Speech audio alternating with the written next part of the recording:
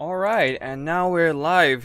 Now, let's go do a game first on the ladder before we start talking about the Cathay roster, since let's wait for a few more viewers to show up. And we will be quickly just checking out stuff throughout the newly released roster of Cathay on CA's page as we go through each unit one by one and talk about their inspirations and the design elements behind them. I mean, I'm not I haven't taken part in any of this design work in Games Workshop or CA, but I do see a lot of resemblance of these units and some actual historical characters, historical constructs, inventions throughout Chinese history, and I do want to talk about the possible inspirations behind them. So now let's just pick Greenskins since it's October and we are going for the WAAAGGH. It is the month of the WAAAGGH after all. So for Greenskins versus Dark Elves, what shall we do? I don't really want to face Marathi in the skies. I guess I'll go for Skarsnik, since he is a sneaky boy. Let's just pick out some units here. Strong versus multiple. Battens weak versus... I don't think we need that. Although we probably will need a sneaky goblin shaman here. And let's get Gorko fix it. I'm not sure about Spite of the Bad Moon, but let's just do this. A very cheap character with Gorko Fix It and Itchy Nuisance. And then let's just overload stuff with a bunch of Arc boys. No. Like a couple fanatics mixed in with a bunch of normal night goblins. And a shitload of skirmishing cavalry, as per usual. And honestly, I'm not that confident in my greenskin work, as I am not exactly the best greenskin player around here. Actually, I am pretty damn bad at playing greenskins throughout my Total War history. I do not have... for some reason, I can't play them for the sake of my life. And it's just... that's just what happened. Now, for the rest of the army, let's get some stone trolls. Just for a little bit of more staying power. And we need more infantry, actually. Salvage Orcs will trade decently against a lot of stuff, but... let's just get a Black Orc unit in the mix, and... oh, I don't suppose we need the Savage Orcs. Rather, it would be more interesting to have this on the field. And what, can we spare more gold? Now, this Spite of the Bad Moon. Wait, that's Spite of... oh, okay. Get back here. We need that. We're stretched a bit thin, not in terms of funds. Okay, so let's just grab a regular Black Orc and a couple of these guys and be done, I suppose. We do have some more expensive stuff here. Not sure how good are they gonna be, but we'll see what happens. Hey there, Pat. Nice to see you here. Let's just join us in this October adventure. And I am having troubles in picking out the rest of the units. Should I pick another? Actually, let's just go for more numbers. Screw that. Screw everything. We'll get one of these and Archer. Be done. Alright, let's go. Hey, Nick Bat. Welcome to the October training, and we'll talk about the Cathay roster after this battle. Just wait for more viewers to show up while we are going through some serious battle. Not so serious after all, but still. Just getting good with Greenskins. Well, Nick, but nice question here. Rom and the Stone Throw Blob is something I've never used in multiplayer. For some reason, I don't usually use the most meta build. Like, whenever some faction goes meta, I just kind of, I don't know, I just don't feel like using it. For example, Torrox the Brass Bull. I have not used Torrox in multiplayer at all, if I remember correctly, ever since he's out. I actually played some campaign with Torrox, but in multiplayer, not so much. I think I did use Dumbu once, but that's basically it. Now, what is this? This is one of the Fanatics, and okay, the 2 Fanatics, let's just keep them here. And we'll see what happens with the Fanatics. And oof. Let's see. Excuse me for a sec. I'm just gonna pull back. Get some. It's so hard to see stuff on this map actually. The white snow on the map makes the yellow on these highlighted units a bit tough to spot. And then when they're in the forest, there's trees and whatnot, so I don't really like looking at stuff in this map. Anyways, we need to get ready with our archers and make sure they will stay back on fire. These are the Fanatics, and they're more regular stuff in the blob. We'll just have our blob in here. Not a lot of issues. And a couple of stone trolls on the flanks. Hopefully they will be able to clear out a bunch of heavy duty opponents, and that's basically it. We have a bunch of savage big guns here, but oh, okay. Malekith and some pretty decent infantry. Let's just push our stuff up a bit for purposes.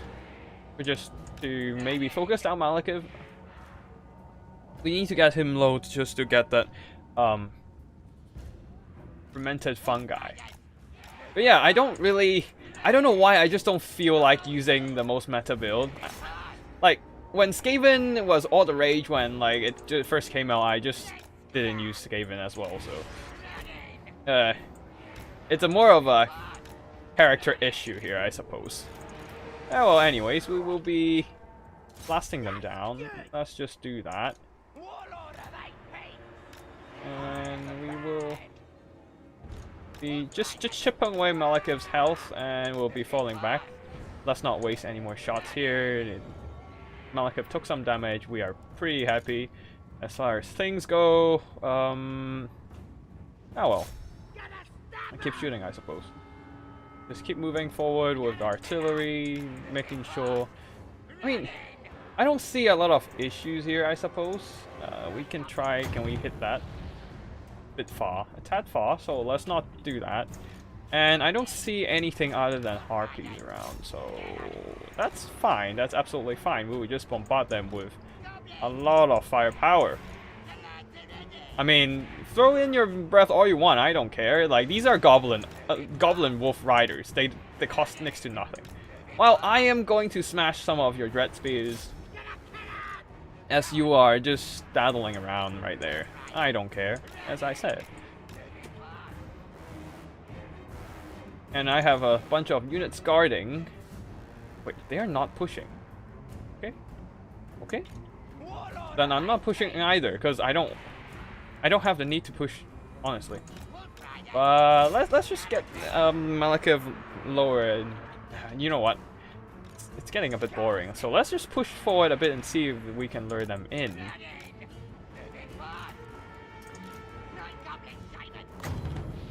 Can we get a shot on object? It's gonna be a bit tough, but ooh, that's a lot of. Let's just get off skirmish mode for a bit, so we can. Okay. Phew. The sneaky pew pew is going on to Malekith, which is nice, absolutely nice, and we keep smashing them, I suppose. Oh, well, you know what? Let's just push up the artillery a bit, just so we can hit that Harganeth Executioner. Well, the rest of the okay, these guys, you have to group up and... Okay. You guys will be in a control. Whoop, whoop. That was a bit weird, but let's push up a bit further forward while missile units recuperate. And we'll be smashing their Harganefs, which is great, honestly. I honestly don't care about wasting ammo or whatnot. Just put them on skirmish mode again. Just you as well. Get your stuff. And we can just push up our units a little bit more. And then they will be running. Actually, let's just put you off skirmish mode. We need you to get back here. And we can just start pushing.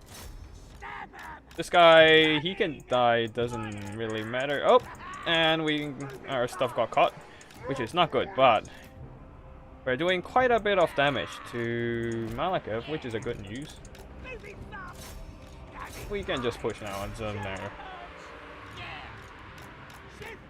And stone throws going in. Let's hammer them with stuff we have. Well,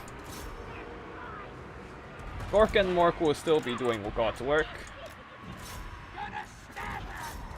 Anyways, let's just go into here into the cover of our own troops. Oh, Malakov is in the fray now. Fun times. Some of our units are dying, but they should be. Wait, here we are. Now let's just get some fanatics along the line. Same for the. Where's the other? Okay, they're still. Let's just catch them.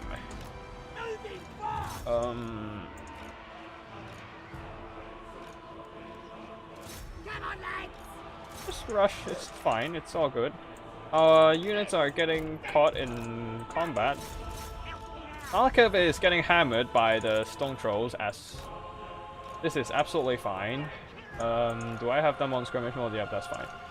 And nope, I can't use this, so we'll just use this instead.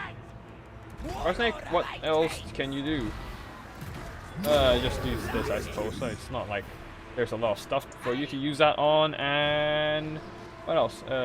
All the units are dying, which is not good, honestly. And I totally forgot about collapsing with these units here. Let's just wah a bit so we can start charging again. And since our units are back... Oh, right! Oh, wait. Damn it. They're rampaged.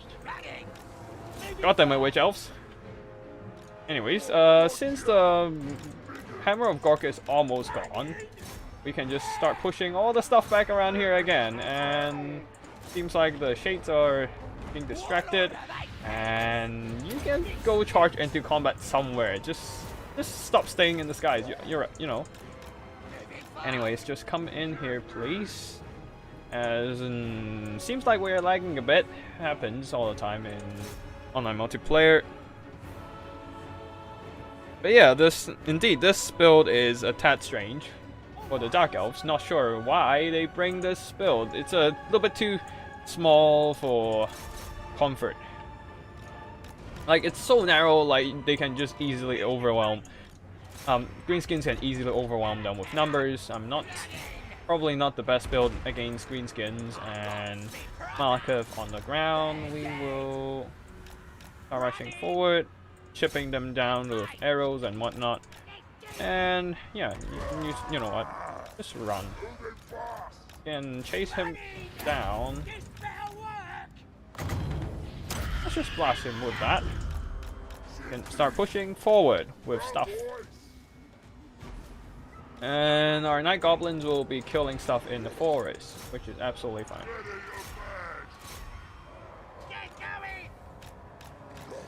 We also have savage orcs to fend off these. Yep, absolutely fine. Okay, let's see whether we can.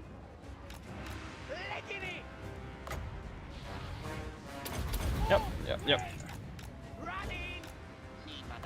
Just keep chipping away the health. Yeah, Nick, but the Savage or Bacons are really good in this matchup. Like, Theoretically, because I never use them a lot, so they have arm piercing, so they do well against even armored units of the Dark Elves, and they are just amazing damage dealers overall. So against anything in the Dark Elf infantry roster, they just wreck. They just crumped everything.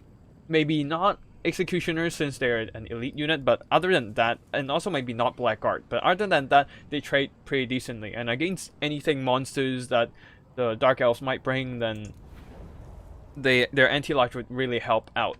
Now let's just go for a second battle as I start looking through the Cathay roster here. Now for the first unit on the roster, Miao Ying, the Storm Dragon, there's not a lot of stuff that we need to work on in terms of design. Like, I do say that her cape and like the gown, kind of the strips of fabric outside her armor, resembles a little bit of like the general sorcerer. Is that? I'm not sure whether they should even be called sorcerer, but like, basically, claim to be wizards, and like there's people in throughout the Chinese history who would sometimes claim themselves as like wizards of sort. They know magic to manipulate the weather, and like or they know the ways of becoming immortal and stuff like that, and they would have some sort of the same stripes of fabric like as the same as like an exterior of their like outfit just to cover on them. But like other than that, like there's not a lot of stuff special in terms of Miao Ying's design. So, and I'm sure you are having a lot of stuff showing up on your feed about like how they would play in multiplayer or single player, how their mechanics might work. So I'm not gonna talk about that. Oh wait, just gonna quickly tell my opponent we're going to for a mirror match this time. So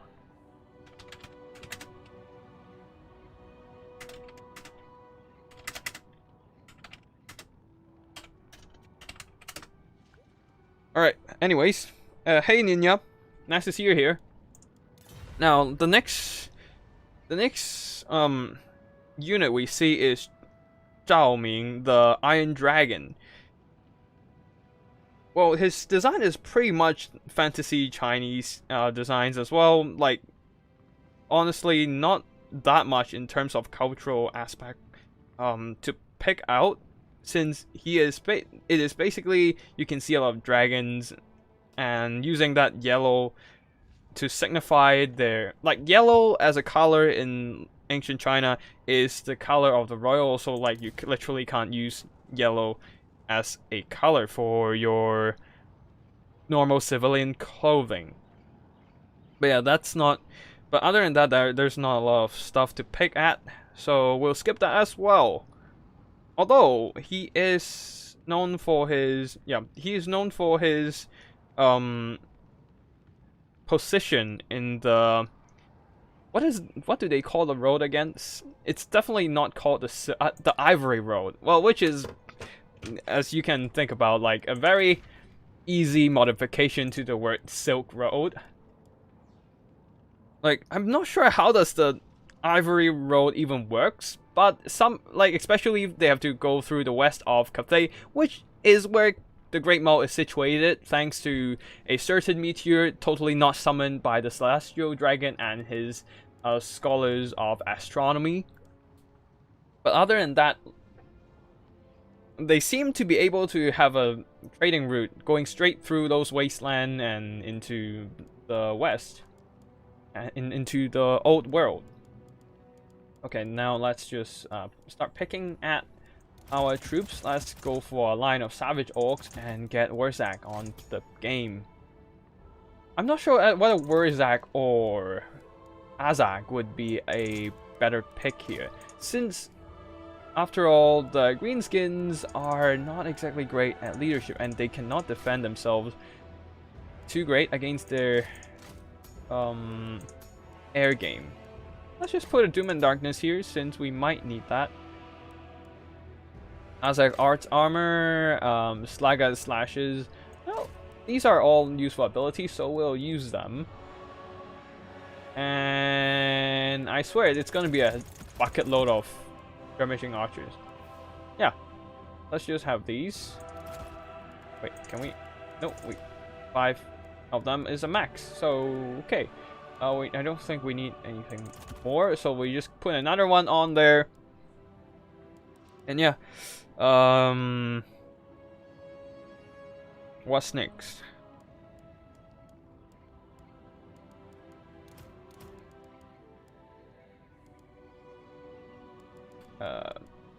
We'll probably face a lot of... Alright, let's go for the big gun there. Just because we have both artillery fire, and then we can just dump him straight into melee combat with the support of a lot of melee infantry. I mean, they're trash infantry, but they are pretty damn good at what they do. So, it's just gonna be a huge freaking blob of stuff in the mix, and we get a Black Orc Big Boss in there. Get them immune to psychology, encase monsters and whatnot. Let's just go all in on buff stacking. This is gonna be the plan. We're gonna go all in on buff stacking, and that's gonna be all we do. So we get the leadership buff. Alright, we should have some pretty decent stats in the whole blob. Not sure how it's gonna perform, but it's gonna be interesting to see what happens. Now, what else can we shove into the battle? Maybe a Goblin Big Boss, but I don't see what good is a Goblin Big Boss gonna do in... Alright. Let's ready up with the pure melee grind build. Not gonna be the pretty one, but it's gonna be an interesting one to say the least. And yeah, let's just get some upgrades. We can only upgrade one unit? Oh well. Let's go. Okay, what's next we have for the unit on the roster? The Lord Magistrate. Okay, so this guy in the Chinese text, I actually opened up the Chinese website to check, and they call it 经略使, which is not only like the, which is more than just a general of the empire of the great empire of Cathay. It's more like it's like a governor of some sort. It's like a governor. Basically, they command the whole province, and they're not only taking on a leadership role in the army, but also for the whole local branch of government as well. Just that in the grim darkness of the old world, you probably need somewhat like the leaders of the local government will probably be needing to dump himself straight into combat and just start beating up people. Especially when you have a bunch of dragon-blooded Shugengan Lord. Like, they will pretty much lord over people on all over the place, since they do have that royal blood in them. But other than that, like, you need people. The Magistrate, despite the military role that we have in this game, is no doubt gonna be like the same local government governor kind of some sort, the administrator as well, because that is what the that is what the role in this equivalent role in the Chinese history would do. Like, they basically takes over the whole province and oversees everything. But this time they do have the Dragon Lords for them to answer to, so they're not exactly the highest authority there. So, like, have fun. One thing though, I do not recognize what the hats on these Lord Magistrate might mean, because, well, I don't know. I have not seen anything similar in Chinese history. Maybe I have missed something, I'm not sure, but that's not in my memory whatsoever. Anyways, let's just have our blob, well, in a blob. This is not gonna be a pretty run, but we'll see what happens. Let's go. Woof! Let's go! It's gonna be a massive blob. Oh wait, we don't have to push. We can just start chugging rocks. What can we chuck at? Orc boys? That's it? Oh, okay, fine. Oh, we do have a lot of goblin. Boom, get some. Okay, let's just divide our archers into two groups. They do have the Spider Rider archers, but we do have Wolf Rider archers who are a little bit cheaper and also quite numerous as well. Okay, they have a bit better dodge work than me, so gotta dodge a bit, basically. And we'll be focusing down the Menji Marauders since they do AP fire, and God, I hope the Rogue Idol doesn't die from all that AP. It would be devastating if we get chipped away slowly by that AP fire. Now, if they push forward, we'll push forward and fight them with our own. I don't suppose they have. That's worse Axel.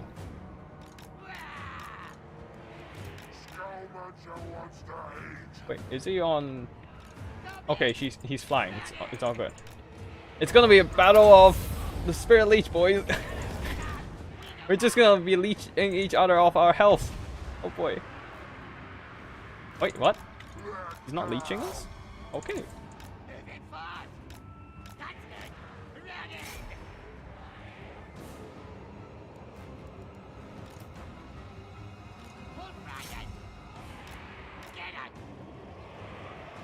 And we're killing off the Menji Marauders, which is nice. That's pretty much the most expensive multi-entity unit we can shoot in this entire game. Oh boy. This is messy.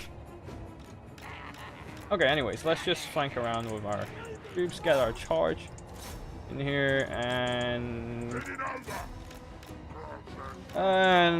let's just charge in there. And already we're crumbling on the first one, and we'll be.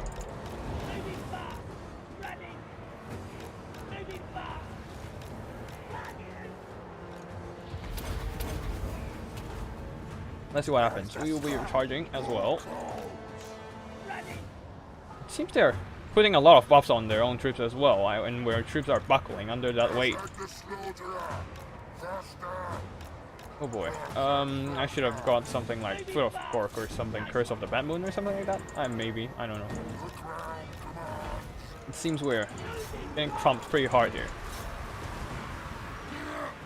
Savage Orcs is dead. That was... Holy crap, that was a fast break. And our... Oh, that's why the brain burst does. Those are some pretty decent fire coming in. Effective as well. Like, they overcome the physical resistance of actually get some leadership in.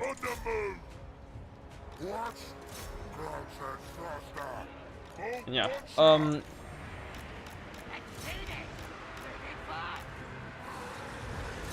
Oh, it's a huge mess right here.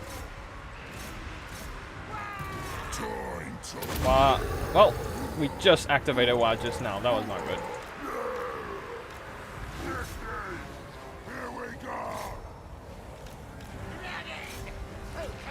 Oh, we charged in with our own WAAAGGH, I suppose. The guy is getting pretty damn damaged. We don't have anything to clear blobs. I should have brought something like Oh, that brain burster is gonna hurt. Ow, ouch, it really hurt. And our units are crumbling. I mean, like, buckling. Crumbling something for them, dead, and we do not have that. We do not have that term here. Not right now. Where's Ag? Not exactly fighting. Great. Damn it, I should have brought the Purple Son of Cerus. But it's too late now. I mean, we are breaking some of the pocket of troops, but the Rogue Idol is gone, and everything we have is dying. Let's just dump a Spirit Leech on and see if we can pull it back slight bit. But there's still a lot of... Oh boy, there's still a lot of stuff to work through. Well, we do have a lot of missile troops left. Not that it's gonna make a difference. Oh boy, all that rain burster is really hurting. Oh boy. Can we at least get ourselves some defense buffs? Nope, I suppose. WAAAGGH dying super hard. Our big boss isn't exactly doing great here. I mean, he is healthy, but he's not providing any support or value. Oh well, there goes WAAAGGH. Killed by something, not sure what, because there's so much stuff in here. But yeah. I suppose the other oh, and I forgot about a bunch of troops that routed and regrouped. Great. Which is often the downfall of my Greenskins. I just forgot to bring back the routed troops, and they just got left in periphery for way too long, unable to regain their value. And yeah, I probably won't be saving any replays on this stream, because this right now is on a live patch, and I'll be switching on to the CAF beta around this weekend. But for now, we'll just be playing on the live patch and just hooning our Greenskin skills. As you can see here, a lot of our units are not earning their value, despite expanding quite a bit of their ammo. WAAAGGH got slaughtered, despite being the slaughterer, and their WAAAGGH just a great. Oh wait, it's WAAAGGH. I thought it was WAAAGGH. Anyways, just a great overall lord with a lot of solid abilities and buffs, with the Brain Burst clearing out my chav, and effigy of the GIT pinning down WAAAGGH and allowing other stuff to drop in and just slaughter the slaughterer. Although the big gun got some value back, not exactly recovering his value, but it's decent work. It's decent work. Anyways, let's move on to the next battle. Okay. Now, we were on the Lord Magistrate a little bit before, before we are in the battle. Now, let's see. What's the next unit in the roster? Oh, Alchemist.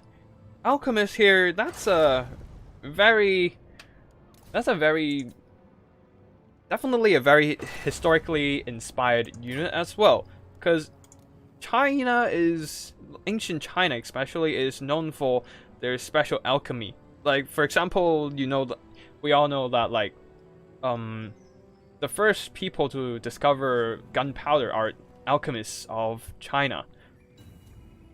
And then they started making use of gunpowder, and as time goes by, gunpowder got... Oh boy, we're fighting a clan member here. Not our clan, we don't have any clan, but EC is definitely a pretty renowned clan. Anyways, oh, and they left the game as well. Not sure why, but anyways. Back to the alchemy. Like, okay, Chinese alchemists discovered alchemy, so they're known for that. But actually, one of their actual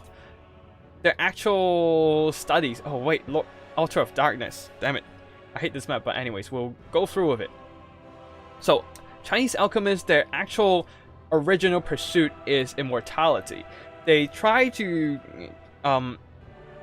create the elixir to immortality.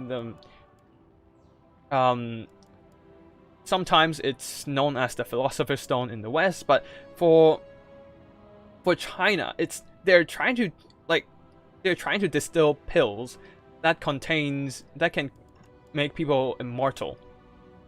And this, they are employed.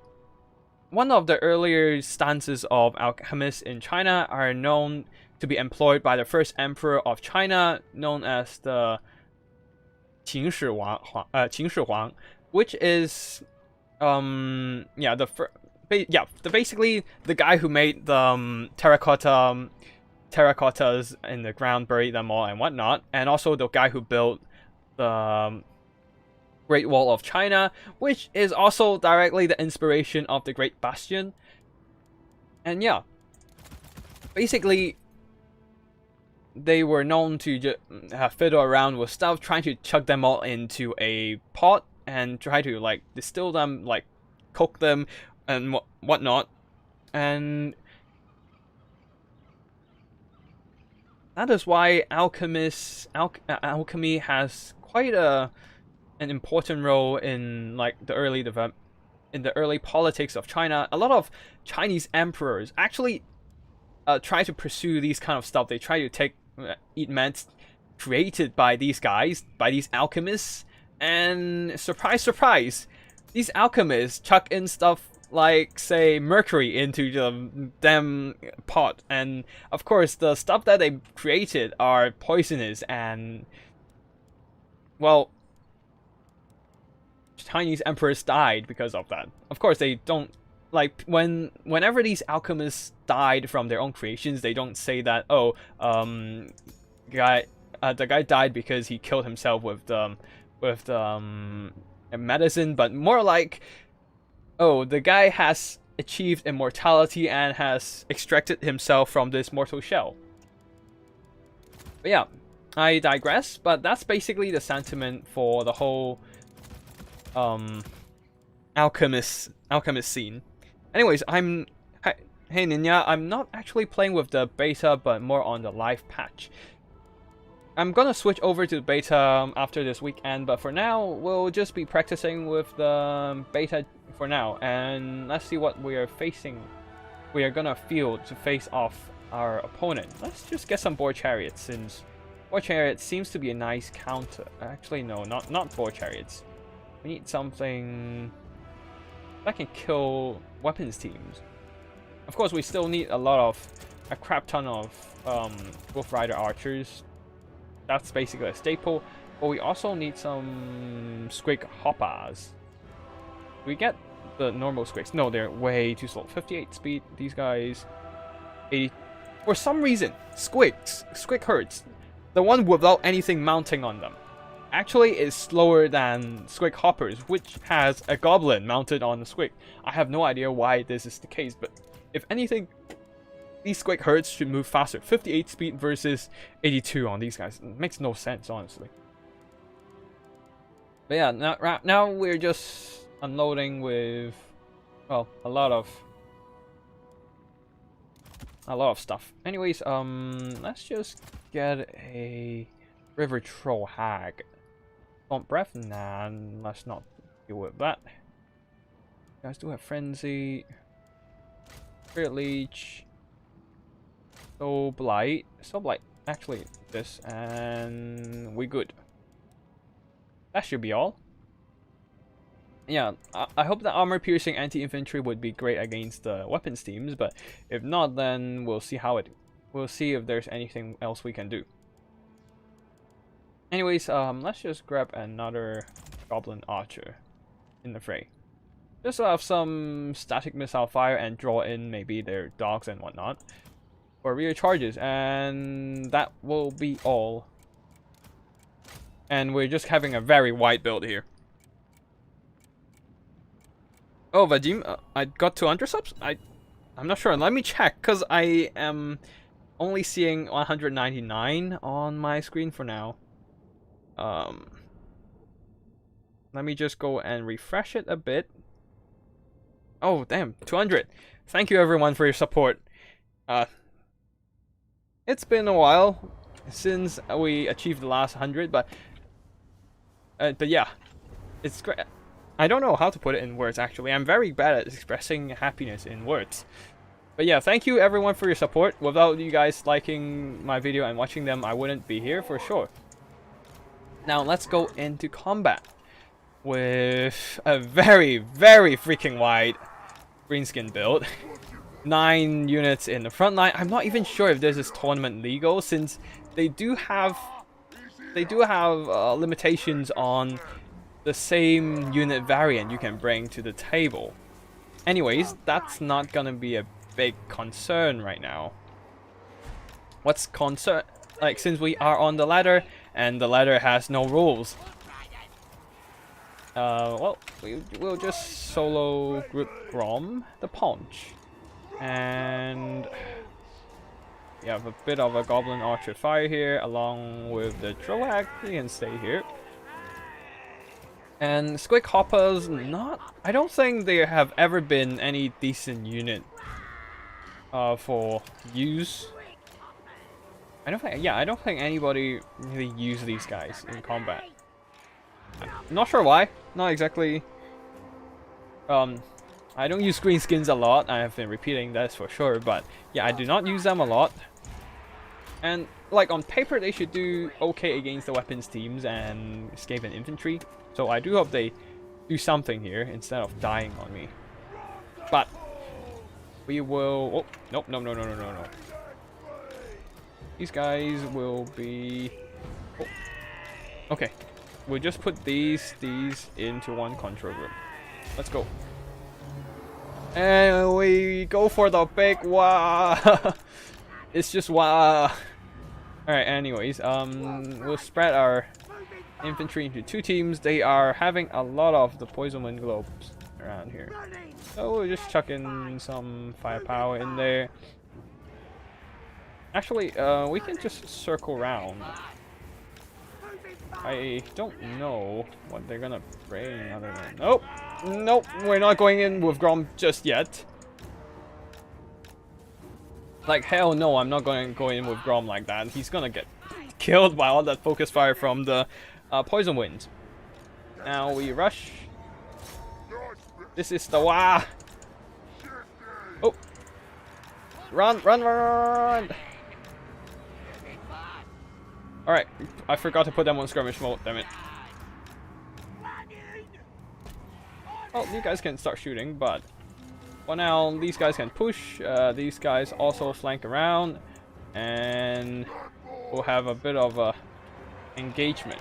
Anyways, these Squig Hoppers should win just fine against the dogs, so we'll just charge them right in, and we'll just be slicing and dicing away. Oh, well, and they died. They're dying pretty damn fast. Oh, they can run. And these guys will be slipping through the lines into the fray. Try to disrupt them, I suppose, but lucky banner and just get stuff on them, I suppose.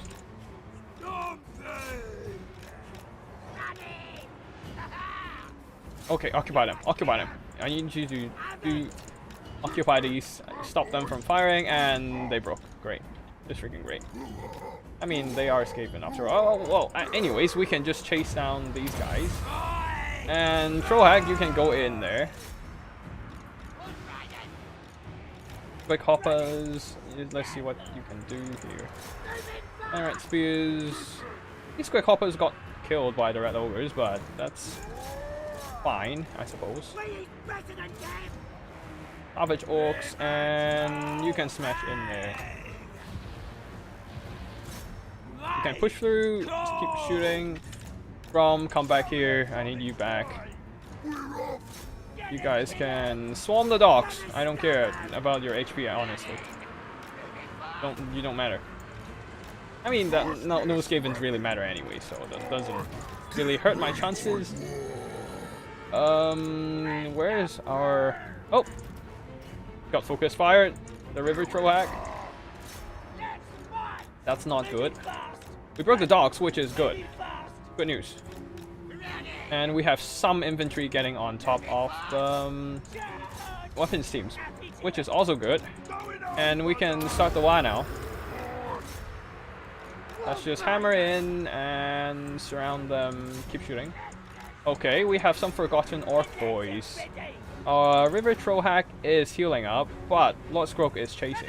But it doesn't matter, like, we are faster than them anyways. Oh! Okay, we have some of the situation under control. Grom is still pushing forward. Well, you guys can have a bit more leadership boost. You don't really need that anyways, honestly. So get in there, savage orcs. Let the WAAAGGH consumes you. Yes, yes. Let the WAAAGGH flows through you. Charge in with the infantry now, pushing in. We need that archer right now. Oh, run! You can do this. Run, River Trollhack, run! And well, on breath. Nah, you can mither these guys. It's fine. Slow them down. Run back in. It's all good. And actually, we need the Spirit Leech right here, right now. Oh, well. What do we have here? And okay, let's just separate one of these units to chase them down. We will be shooting down the rest of these guys. Lord Scroak is fighting alone, so let's just leave him alone as well, while our units are chasing off. Oh, River Trollhack, keep running. We don't want you to get caught this time. Let's just shoot Lord Scroak and charge him down. I mean, this is pretty much it for the Skavens anyways. The WAAAGGH has taken over and has won. Anyways, we are finishing up the Death Runners. Death Runners not exactly the best to counter the Skaven, the WAAAGGH here. Like, they are pretty much glass cannon, I would say. Like, I wouldn't put them up against Greenskins with powerful melee attacks and absolutely amazing stuns and whatnot. Anyways, let's just give him a bit of a breath attack. Now let's just go in with all these buffs. Oh well, that fucked up the breath, but whatever, doesn't matter. Scroak is doing Grom is doing Grom's thing and pummeling Scroak, which is all that we have to care about, honestly. Death Runners regroup, but I don't think it really matters anymore. Oh, let's just charge them into combat. Doesn't matter anyways. They are goblin archers. They needed more. I don't know. I really feel like Skavens are in a weird spot right now. I don't really like using them. Like, they are like my second weakest. They are like my second weakest unit to use, honestly. Like, I'm just not sure how to use them properly, especially with so many melee threats pummeling the Skaven front line. I don't see how they can pull out victorious in this kind of situation, in the face of so many melee threats. All these savage orcs, the orc boys, like, especially Beastman got an update and has so many powerful single entity monsters pummeling, just plowing their way straight through the Skaven units with such very low mass. Skavens have a hard time. Like, of course, you can still play properly. Like, if you're playing competently, unlike me, like, you probably still have a decent chance in winning and whatnot. But, like, I just find countering Skaven these days is a pretty easy task for a lot of factions. Like, you can't really, like, you put them up against Wood Elves, they have a Dryad spam to tear straight through your Skaven slaves and clan rats. You pit them up against High Elves, Lion Chariots, all are amazing at tearing up your weapons team and using that fear to scare away your Skaven units. And, like, don't forget about the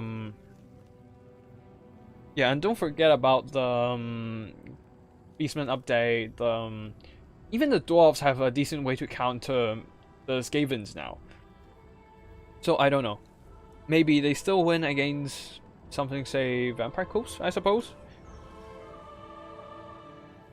But, like, the leadership issue with the Skaven is just a serious handicap overall. Anyways, back to the Cathay discussion. So we've been through the Alchemist, where they were supposed to be producing immortal elixirs for the emperors and, well, accidentally or intentionally poisoning the emperors, causing their early deaths. Because emperors, they are greedy people and they want to live forever to stay up on the top of the power, but of course they screwed up in the end, died early and whatnot. Probably due to lead poisoning. But over here, the Alchemist of Cathay seems to be following more of a Full Metal Alchemist route of, well, alchemy. And you see in the Cathay trailer, they are bending metal, bending earth, like they're straight out of the FMAB or Avatar: The Last Airbender, and just kind of, you know, manipulating matter on their own whims. And they might be pretty decent competent with their, well, alchemic combat prowess. So in the end, after all, like, alchemy is just a manipulation of matter, which is also the same for the lore of metal as well. Now, the next unit we have on the roster is actually Astronomer, the Astromancer. Now, let me just quickly rehydrate and cancel the match since our match seems to be taking its sweet time to load in. Now, Astromancer, an absolute core element to Chinese history throughout the whole Chinese history, basically. Like, astromancy or astrology and also astronomy, basically the study of weather, stars and whatnot, is very crucial to not only the economies of China but also the political environment. Like, first of all, you have the the Institution of Astronomy, or the Imperial. Basically, you have a cabal of scholars in astronomy and astrology. They study they study weather patterns and set down the calendar for every year of China. They determine using that calendar when to start farming, when to begin a farming season and when to end it. And as a society built on the foundations of agriculture, peasants of China were crucial, were very reliant on this kind of calendar to, like, perform their daily activities, to produce their own goods and whatnot. And if you look at the Chinese calendar, it actually predicts which day of the year will be the most the hottest day of the year, the coldest day of the year, when it will start raining, when will the beginning of the spring would be. It's a pretty interesting subject, actually. Just to, like, you basically look at the Chinese calendar, and yeah, you basically understand. Okay, you basically plan how to just basically go through your year, what you do, how your outfit will change, like. But of course, I'm just pulling knowledge straight out of my head right here, so I can't really go too deep into the subject. And I suppose astronomers, astromancers are a bit similar to that part with their lore of heavens focus, and of course they do have astrology as another focus of their studies. But for now, let us just keep this on a pause and get through the army pickings. Now, what do we want here? Since they probably bring cavalry, as is the case of most of most Bretonnian armies, we will be bringing WAAAGGH. Now, Foot of Gork And we have a Fist of Gork as well. Let's not bring Gaze of Mork. And we need these. I do want the Foot of Gork actually. And Wiggly Beasts. We'll have that as well. Now, I don't suppose... Okay, let's just bring a hammer. The Great Green Wallop. Okay, yep, we'll bring that. A couple stone trolls. And actually 3 stone trolls. And a lot of skirmishing cavalry. Oh no, oh no, no, no, no. What should we do? What should we do? What should we do? Night gobbles! No! Ah, damn it. We're a few hundred gold short, but we'll see what happens. We'll see what happens. So yeah, we'll be pausing a bit on the Astromancer astrology part, where they will be studying the not the trajectory, they're studying the alignment of the stars to predict the future. Of course, it's not scientific at all, but it has it has important political implications as far as astrology can go. Like, for astrology in the West, it's mostly a study of stars, alignments of them. They, like, for anything, like, let me think. For study of astrology in the West to have important implications other than, well, them being stars, is probably yeah, it's probably the Greeks. Crap, what are they called again? But yeah. Oh, hey, Ice Power, nice to see you here. We're just going through a bunch of units on their, a bunch of Cathay units on the newly reviewed roster, and just trying to like, I'm just pulling out knowledge from my head about Chinese history and just kind of try to pinpoint where their inspiration comes from. And we're basically on the part of astrology and the connection with astromancers.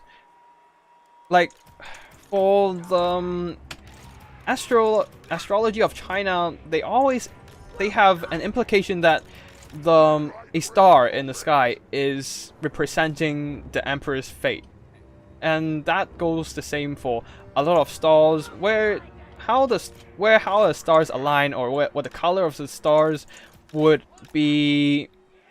Like, they would think that it's prophecy to what things might happen, the future events, and how the fate of a dynasty or an emperor will goes.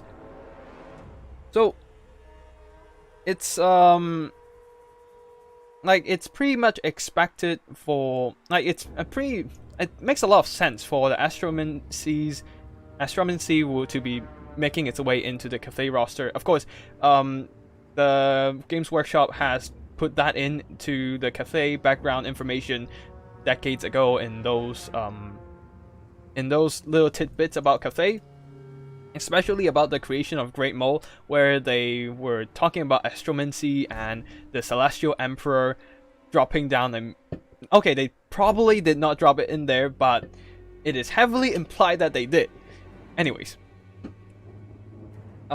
So yeah, of course, the Dragon Emperor with the name Celestial in there, calling himself such a kind of a snoopy name. Yeah, you'd expect him to be pretty good at manipulating the stars. Although, astromancers, like, astrology in China is more about looking at the stars and observing their alignments and determining how they will affect your fate. And that actually persists to this very day, where you can see the applications in stuff like feng shui. So there's that. But right now, in the Warhammer universe, astrology, the stars and whatnot are more associated with the lore of heaven. So it makes sense for them to just be focusing on the lore of heavens and nothing else. Also, I totally screwed up my army choices here. I'm not sure how well it's gonna go, but I hope we're not gonna die too hard in this kind of situation. Knights Errant, Knights of the Realm. still kind of, it's gonna be finicky. It's gonna be finicky. All I have is a huge chunk of stone trolls and maybe a WAAAGGH with a good stomping on them. And of course the Fae is in there. Oh god. I'm not ready to take down a Fae. I have nothing for the Fae actually. When you look at it, stone trolls maybe. Like they do have magic resist, so I hope they do something. Anyways, let's just put our archers. Yeah, let's just put our archer on skirmish so we can start shooting down the knight's errand. Can you start running, please? Yep. Run! Run! Okay, where are you going? Anyways. Well, let's just move them all into this flank. Why are you getting stuck on like nothing? Anyways, just keep running, man. Just keep running. Anyways, the rest of the guys, you can go there. While peasants are taking fire, this is not good. We need to shoot them peasant archers. And we can just start pushing stuff forward ahead. No, we hit some men of arms with palms. That's not bad. Like, they do some pretty nice damage to my cavalry after all. Let's just push forward a bit with our stuff, and yeah, stone trolls. I mean, you'll be the main stuff we have here. I probably should have got 4 boys instead, but we'll see. We do have the poison here, which is pretty darn nice when all things considered.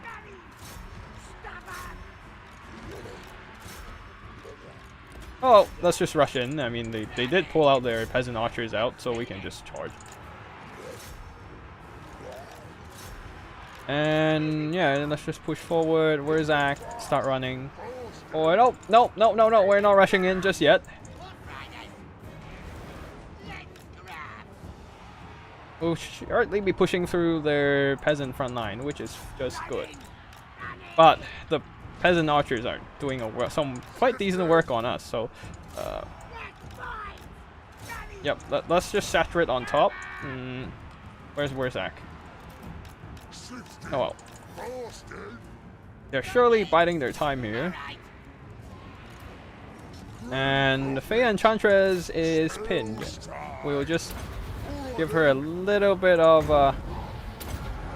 and yeah, we'll go with a little bit of a wah. Well, your mistake for putting her in here, I suppose.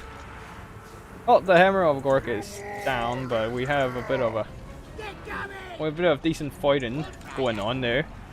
Also, one thing about Greenskins, I really like their, I don't know why, but I really like their accent. I have a thing for like weird, like non-standard English accents. And that, oh boy, look at that comet, just demolishes everything in there. Anyways, let's just get that.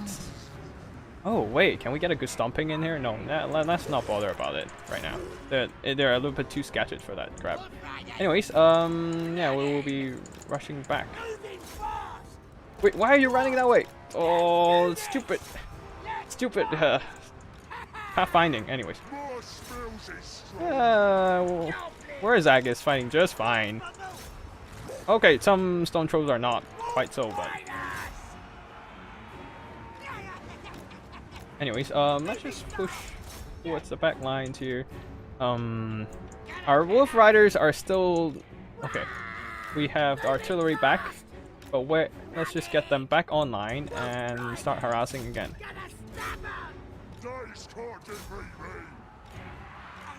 They can start flanking behind. Where are these stone trolls? Are gone basically. I don't think they're gonna come back ever again. But anyways, let's just regroup while we will be harassing their nice errand. Also, Faye is still coming in, and that's why okay. I accidentally selected. Okay. Let's see. Can we get a Foot of Gork? We do have enough magic for that. Okay. There we go. Here comes Overcast Foot of Gork. Let's go. Oh boy. Yeah, let's go. There we go.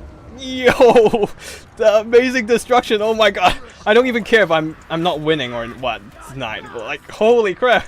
That was glorious. A glorious destruction. Although, well, WAAAGGH is in big trouble here. Yep. We need to go in with all our units to save WAAAGGH. The stone trolls are healing back up behind here, so we need to get back. But yeah, look at the destruction of a nice foot of cork. Holy crap, that was beautiful. Anyways, yeah, our goblin, our goblin hounds are in a bit of a pickle. Oh boy, let's pull back. We'll be continuously shooting into their archer units while our stealthy units are hiding. We got some trolls back, so there's that. The balance of power is against us, partly because our the Fae is still quite a bit healthy right now. Well, we are not exactly in a good shape. Okay, let's just pummel these guys with stuff. Alright, they are behind there, so we can probably do something about it. Get these guys back. Artillery. Okay, you guys come back here. We are gonna recuperate a bit. But yeah, that was a beautiful foot of cork. I don't even care. Yeah, that was beautiful. But okay, dogs ran out of ammo. What do we have for dogs here? Get some leadership status up. We have some gobbles just fighting the good fight. Let's just unleash that little stuff here. We're still chugging stuff into routing their stuff. Let's just finish off the halberds. And our dogs will be running around. Finish off the rest of the stuff with... Okay, that's a lot of troops. That's a lot of Bretonnian troops. Holy crap. How are we supposed to approach this? I have enough for another foot of cork, but I doubt they will take that again. Let's run. Let's not take any more losses to... Oh boy. You guys can dump in, plunge into the combat over there. And you guys can start running over there. Okay, you guys can drop and run now. And they still have quite a bit of stuff left. Oh, well. Alright, cool. We're gonna rush them. Okay, so the plan is to get yourself a little bit of this stuff. And let's just go for another foot of cork at this point. Boom! Let's see what happens here. I mean, most of the cavalry are gone, but... Oh boy. Let's just get another attack buff in there. But yeah, I don't think we have enough to hold them down. Damn it. Those are such beautiful foot of cork, but the trolls! The trolls, they're so weak! Oh hey, JG. How are you doing? Nice to see you here, but well, we screwed up. I screwed up with all that hot grind. The Knights of the Realms are still probably too much for the Stone Trolls. I mean, they are back, so I mean, it's not completely out just yet, but they have less models every time they charge. And all our infantry support are so far away from each other. And where's X caught? Nope. This is not good. I mean, we do have a little... Oh, no. Even though we killed off their... Got a bit... Nope! And... Shattered. I think that's army losses after that. Like, the double paladin and the Fae is just too ridiculous. Oh... I need to figure out how to deal with them better, but for now, like, that's also partly on me spending too much time talking about Astromances and the Grand Cathay, but yeah. Like, a lot of these, all these are actually expensive fanatics that I didn't get to use their fanatics cast on. I could have got something else, and actually I should have had enough fun to get a boy big gun, which would have made the whole thing a little bit easier for myself, but I screwed up on that part, so it's pretty much on myself for losing this battle. I mean, the Stone Trolls did pretty good overall. The Hammer of Gork not so much, they were shooting Peasants only, so did some damage. But 2,700 damage on the WAAAGGH, the Foot of Gorks, oh god. JG, the last Foot of Gork hurt myself more than my enemy. I'm not sure, because like all I had in the fray was some Savage Orcs and that's it. Like, and they had a bunch of Knights of the Realm piling on top, so I hope to dumpster their Knights units, but I maybe it did some damage to my Stone Trolls as well. No, I'm actually not sure about Stone Troll damage taken from Foot of Gork. I might have to do some testing in the background myself later, but for now, let's just keep rolling. And let me just grab some water, stay hydrated and whatnot.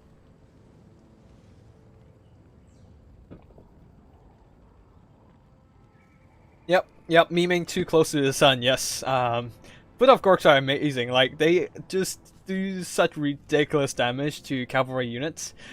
But they are so expensive as well, so it's a bit of a mixed blessing to have access to this spell. But yeah. Okay, so back to Cathay unit talking about these stuff. So we're done with the astromancers. Like, they're supposed to be like astrologists and astronomers looking at the stars, alignments of them, predicting the future and whatnot. Especially, like, they have implications for the futures of the dynasty, of the emperor and his seat, his throne. And the other important stuff they have to do is actually studying weather and just setting a calendar for the next year and whatnot, just to make sure the agricultural industry of the whole Chinese empire can run smoothly. And in here, the astromancers also manipulate stars or study the stars as well. Especially with the blessing of Celestial Dragon Emperor, they do have an edge over that part. And now they will be affecting the they will be using the lore of heavens, which is also the lore of weather, the sky, and the lore of weather and the stars. Well, of course, after all, there is the comet of Cassandra, so they literally call down a comet / meteor to strike an area on Earth, on the old world. Wink wink, Ogre's Great Maul also is a meteor. I mean, it's a crater after the meteor dropped down, but you get what I mean. Now, the next unit, the Cathay Peasant Long Spearmen, and just peasants. We'll talk about them after this game. But for now, Greenskin time, we are going with the WAAAGGH, baby. So, what are we gonna pick? That's the real question. Are they gonna pull out a bunch of spears? That very well might be the case. Should I just go for Grom again? Or, okay. You know what? Time to meme. Time to meme. Let's go. We are going with the artist, the biggest, the baddest Greenskin. Grimgor Ironhide, the greatest greenskin ever roamed the earth.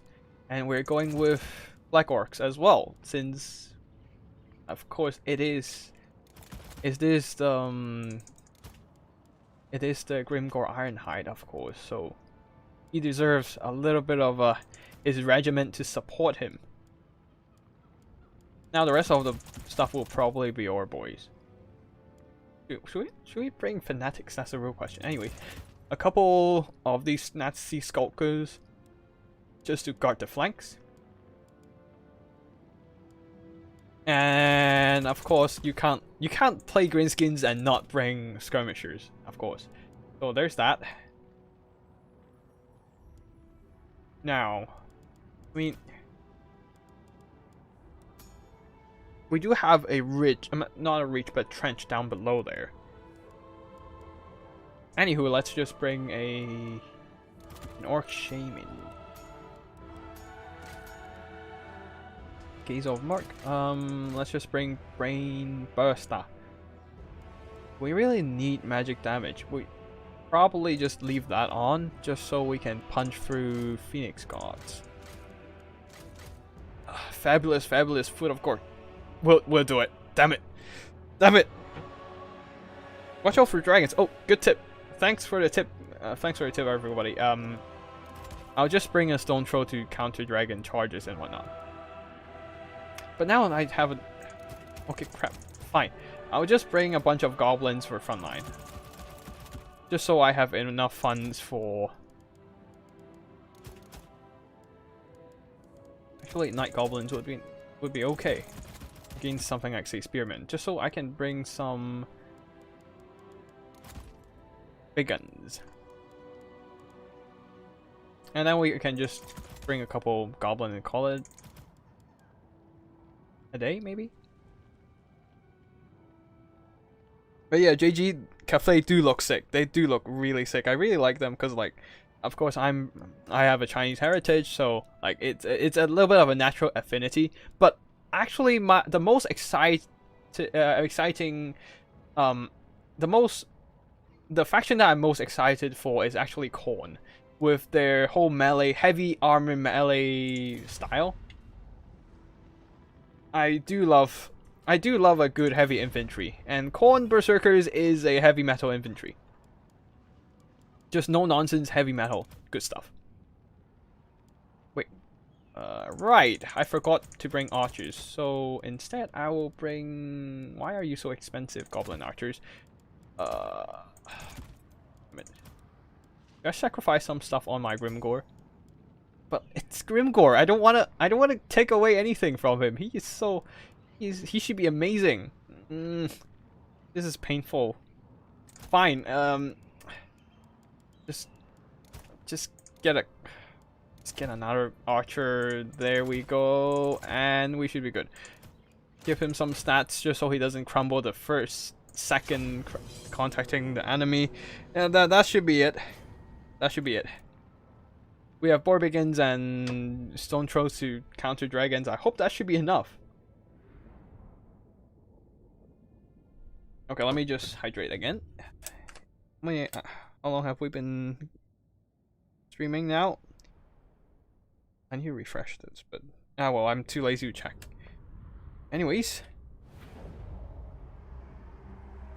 Okay. So, Cathay Peasant Long Spears. Well, Peasant has always been a long-going theme for the Chinese military. Like, you kind of just pull out conscripts from the get-go. Like, when you need actual army, usually, like, just peasants from forming conscripts as the chaff of your army and whatnot. And with the numerous, like, with the numbers of Chinese population, it's pretty much not a big issue here. Like, normally, of course, in the best case scenario, you have a lot of well-trained soldiers to do battle, but more often than not, whenever a dynasty got overthrown, they are overthrown, like, the whole, like, instability of the dynasty is usually triggered by peasant rebels. Basically, a bunch of peasants are starving, they are on the verge of dying, so they can't take it anymore, and they decided to take it upon themselves to bear arms, overthrow the government, and set up a new emperor for themselves. Which, and yeah, peasant, you have, like, for example, you have the Three Dynasty there, Three Kingdoms, actually, the Three Kingdoms period, which was started by the Yellow Turban rebellion. Yep. And even for like local governments, when they need manpower to defend the area, they will just pull out a bunch of peasant conscripts if necessary. And throughout Chinese history, a lot of times these peasant conscripts are often working part-time only on their military jobs. Actually, sometimes when like the farming season starts, when they have to start like putting down rice, start initiating the rice planting throughout the year, they will just go back to the fields and help chucking rice onto the ground and start like starting to cultivate their own crops and whatnot. And they only start gather up again and start training and defend the area when winter enters. I'm not sure about the specific reason why, but like this is a part where I start speculating, and that is because winter is where you food runs out for like the poor, the desperate, right? So the desperate ones will probably start going into will start resort to some more violent means to acquire food, like bandits, like turning into bandits and whatnot. So in winter, it is actually where the local defense power is more needed, and that is why the peasants just go back. And since they're not farming throughout the winter, they actually do have the manpower to muster as a local defensive force for the local village, the local town or whatnot, and prevent any kind of bandit robbery and whatnot. So there's that part. Oh, JG, you're playing against Bowman? Oh, if I remember correctly, in my tournament, your next opponent will be decided between Umbrella and Phoenix King. They're like great players, and they should be deciding a game soon. Like they have been quite frequent.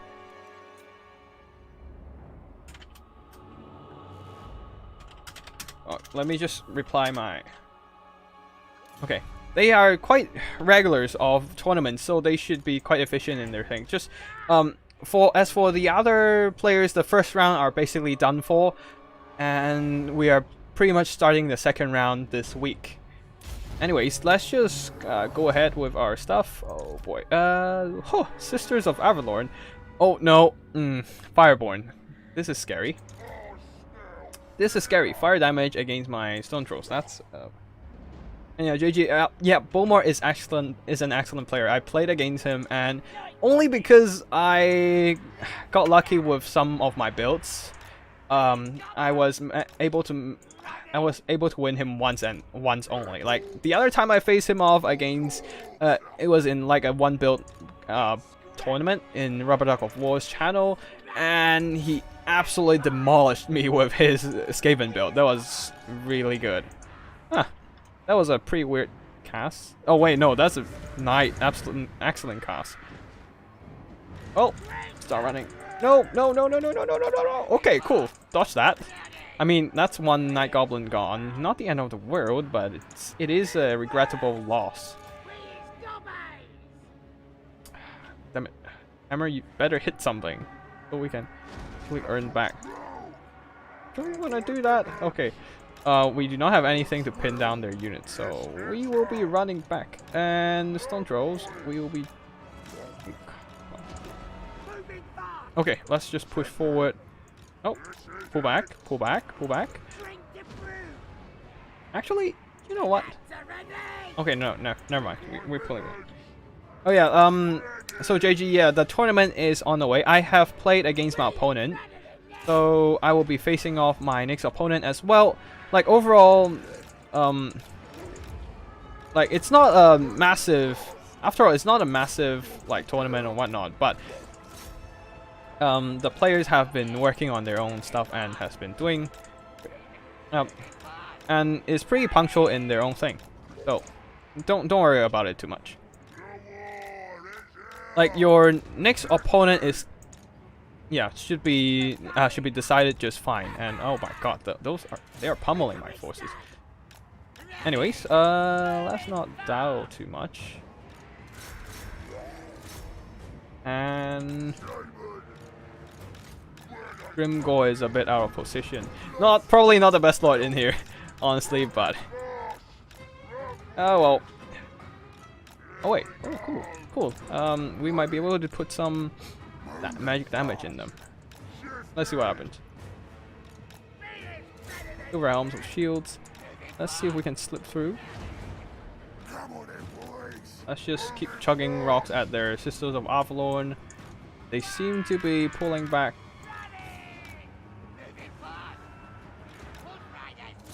We'll be keep eating the shots of the Sisters of Avalon with our stuff. We do have the numbers advantage here, so we will just keep shooting in. They're not even pushing for my stuff here. Nope. It is not like, oh boy, that's gonna hurt.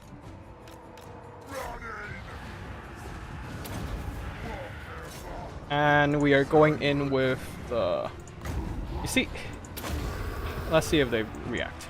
Anyways, stomp. It did some decent damage after all, but nothing too amazing. I should have overcast that one, I suppose.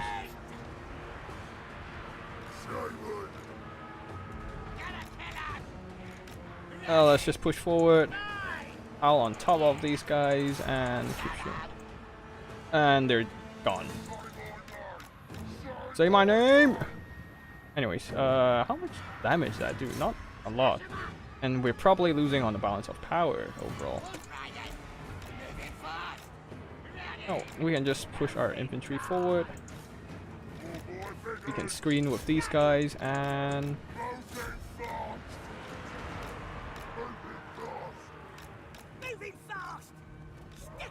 just keep screening with these guys, I suppose.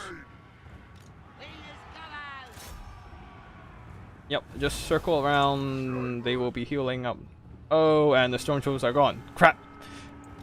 Great, just freaking great. Oh, we can push now. So, and they have ran all the way over here, so we will be pushing as well. Although the goblin archers are dying pretty damn hard. Oh well. Blast them.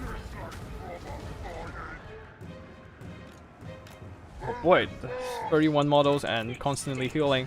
We do not have the resources to keep them occupied. Damn it. Okay, let's just row over.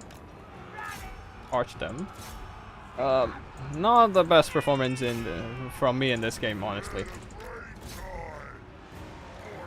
I probably should have overcasted that Foot of Gork there, but like right now, let's see what happens. Oh, yep, that's gonna hurt me more than hurting them, I suppose. Yep, absolutely the case here. Anyways, our orc boys will be pushing. Not orc boys, more of black orcs, but the problem is, oh, okay, quite a few dead orcs and dead cavalry here, so we'll see how much we can take back from them. But you see, all these goddamn Sisters of Avalon. I mean, Silverin God is as solid as ever. The hounds are probably not gonna fare too well. Let's see how much damage we can still do to our opponents here, and just try our best. Like, it's not gonna be great. We are breaking the Fireborn for some reason, for some reason unknown, and the Sisters of Avalon still have quite a bit of their ammo actually. Oh, we can just push in with our other troops, I suppose. And Grimgors, keep blasting them, please.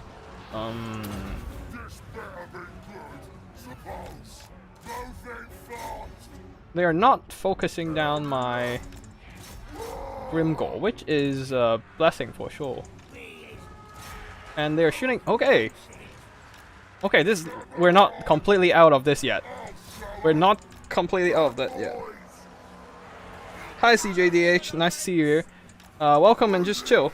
We're just fighting some high elves for now. Those.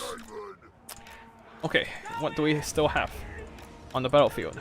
Some hounds. Let's just regroup them. I don't think that silver helms would be a big issue. It's more of whether Grimgore can survive this onslaught. Black Orcs is pummeling this stuff.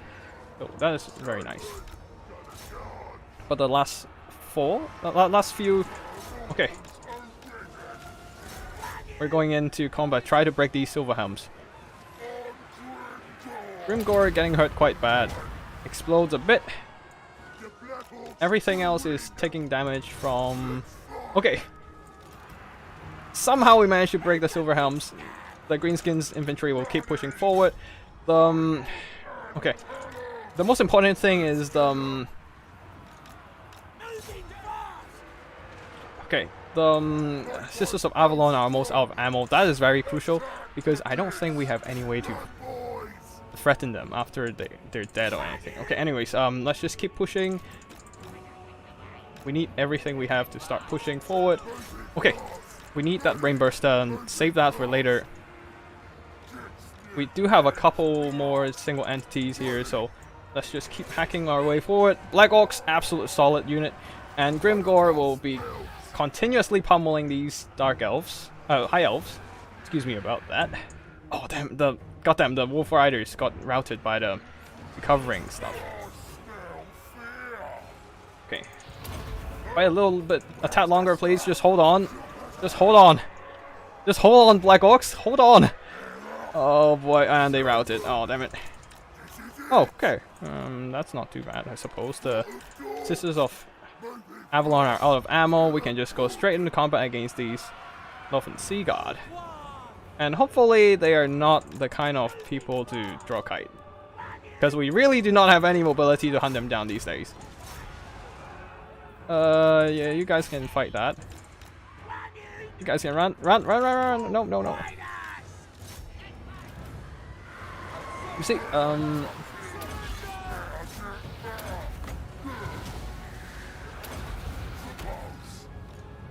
okay, let's just scare them away. Oh, cool. He's coming back. Okay, and we are going with... Wait, does he have magic? He has physical resist, so let's not bother just yet. Let's just kill off the infantry support for a bit more, then we can start sniping out the guy.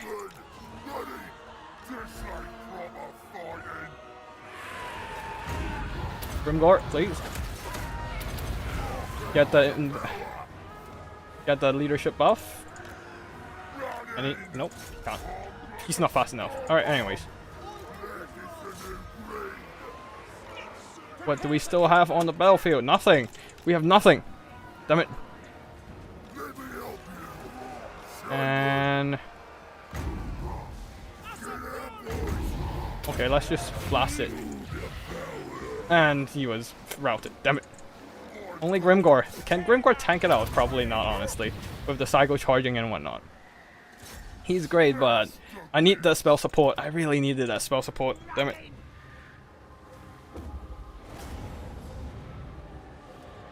Oh, dying. Nothing's coming back. Set times shattered. Oh well. Grimgore will fight to his bitter end, I suppose.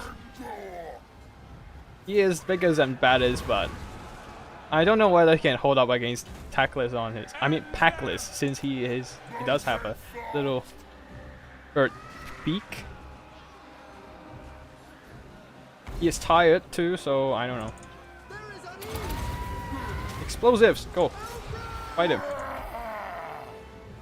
Now, keep fighting. Oh, Grimgore just routed everything in the battlefield, I suppose. That's one way to do it. I need to save up that debuff later. Oh, let me just run back to my troops. Not that they're gonna do him any good, but it surely won't hurt.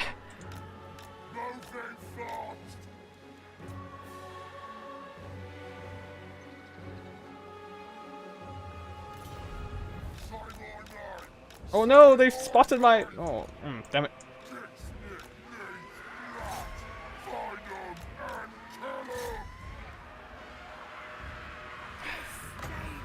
Nope, this is not the time yet. It's not the time to use this just yet. Oh, the animation, I hate this. Why you do this? Just flying around. Come on, duel me.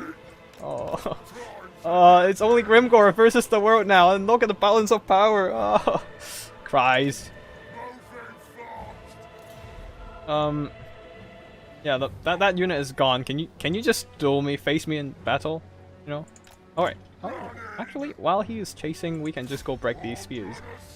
I still have 20 seconds to use that Bloodforge armor for the explosives and whatnot. So hopefully we can finish him off before we have the duel. Nope. Tackless coming back, Packless I mean. But yeah, if I had that Brain Burster going up, things would probably have been a little bit different. Also, let's see.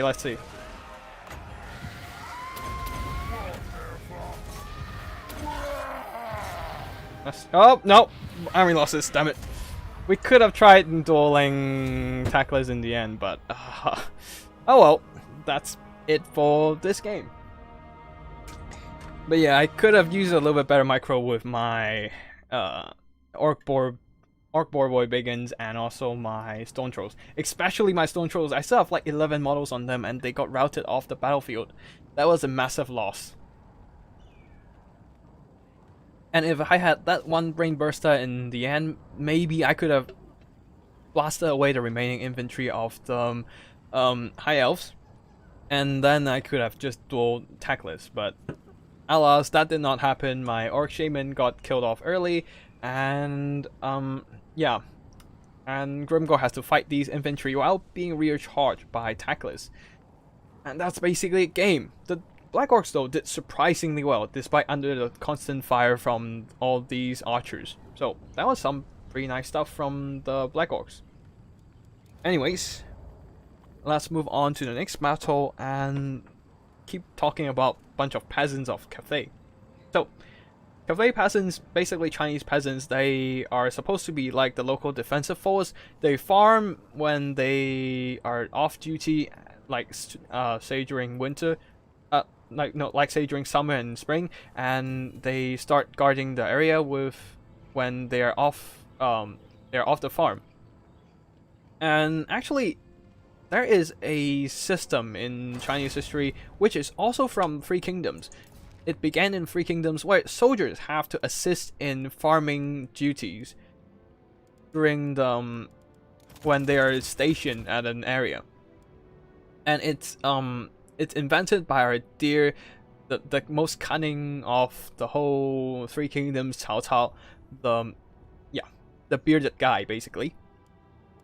And that policy earned him a lot of respect and praise from the local populace when he was ruling the area.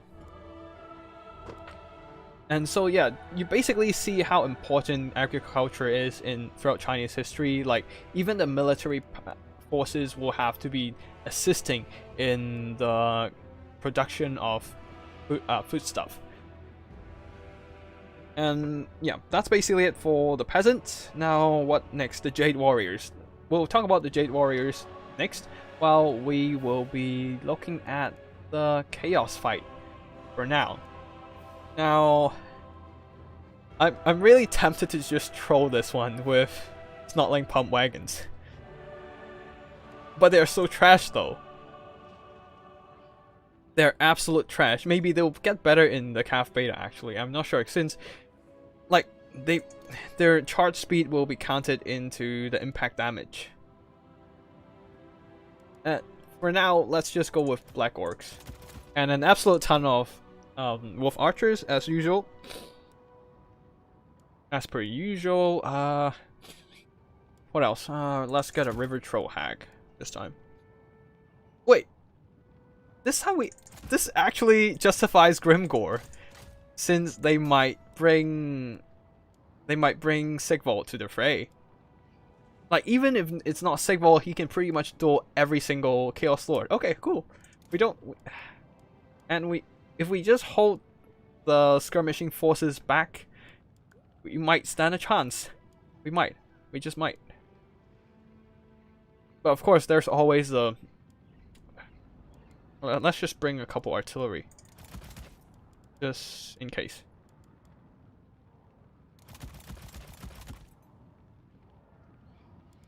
And we'll probably need some night goblins.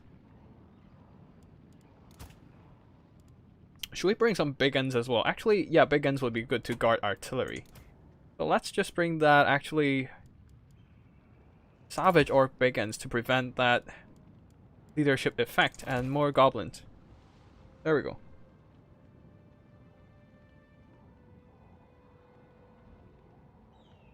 JG, yeah, yep, I'm totally memeing throughout the whole stream actually, but this is why Warhammer is so fun, right? Sometimes you have a meme stack and the meme stack wins you the game. I mean, like, sometimes when I feel like it, I just literally brings a full aspiring champion frontline. Oh wait, thanks for the reminder. I forgot about the spells on the River Trollhack. Thanks for the reminder, JG. That was really helpful. Like, I totally forgot about this part. Oh boy, that was a bit embarrassing. Now I have more funds for stuff. Well, let's just bring ourselves some archers. Yep, oh wait, crap. Well, let's just do that again. Yeah, let's just have a purple... Let's not bother about the purple sun, and get ourselves some armor-piercing cavalry, and... there we go. We're good.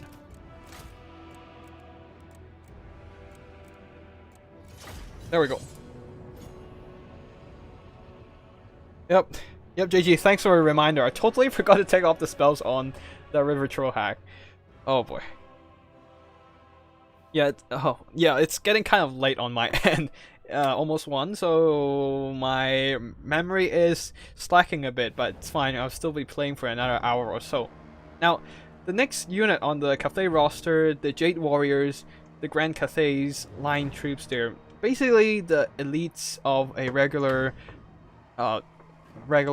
Cathay army. Of course, they are not as elite as the Emperor's, the Dragon Emperor's bodyguard, but they are still better than the normal local troops. And they will be stationed at the main cities, the main, the core of the provinces by the local government, on the metropolises of the Grand Cathay. That is actually that's basically the way that the Chinese did things back then. They basically have a whole bunch of peasants guarding the villages and whatnot, and the elites will be organized by the government and stationed at the metropolises as like a major defensive force that they can mobilize to react to local threats. Like, so, okay, let's see. It basically works as a system throughout the whole Tang Dynasty, and in the Song Dynasty, which is a few hundred years later afterwards. The government just turned stupid because these local defensive forces sometimes gets controlled by the local magistrate, basically the head of the province, and not directly under the emperor's orders. So a few hundred years later, the government went stupid and decided to, you know what, we'll just put like 100,000 soldiers, the actual soldiers in the around the capital. And the local province will have a weak defensive force to prevent them from rebelling against the central. And yeah, these Jade Warriors seem to be reflecting the local defensive force that are governed by the like local government. Under the local the Lord Magistrate. And yeah, let's see what. Let me just organize my stuff a bit. Just claiming ready when I'm not actually ready, and just using the last 20 seconds to set up all the stuff because I spent all the time talking. Yep, that should be fine, I suppose. Anyways, River Trollhack, Grimgore, actually you need to stay in one piece. And yeah, that will be it.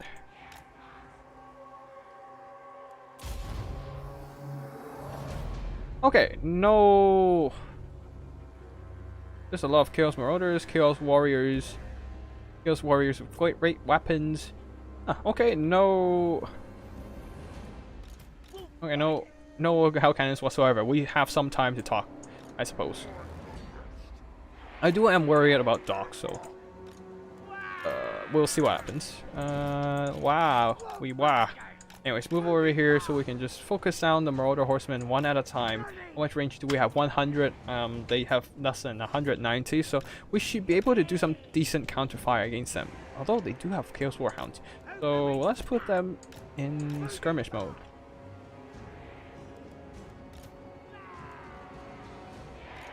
And start shooting away. Oh, wait, no. These guys are a little bit.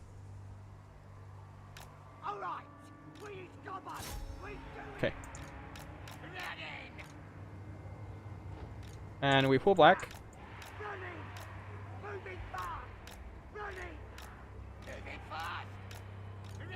These guys will have to be pulling way back and push up our archers to counterfire.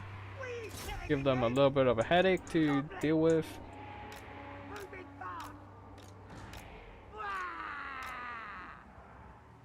And yeah, let's just hope our artillery doesn't die before they got there.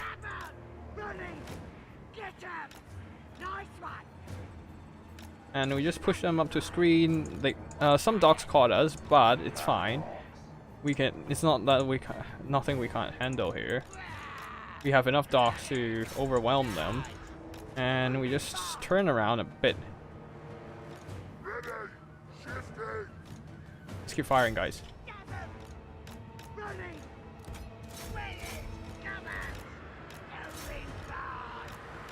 Just charge in there, push away the Marauder Horsemen, and maybe break apart these dogs, hopefully. The Wolf Riders are not in great leadership right now. They are routing. Okay, if they rout, then we're kind of fucked in terms of the mobility end. Okay, the Wolf Rider routed first, so it's... And... Great. Wait, did they? Was that a miscast? And we're out. That's fine. Grimgore didn't got hit. Okay, the artillery got hit though, which is unfortunate, but better than Grimgore, I guess. We can push over there. We will be pushing our goblins forward to meet their charge. Okay, let's see what happens. Let's just push. I did not account for Big Bird here, which is a problem on my part, I suppose.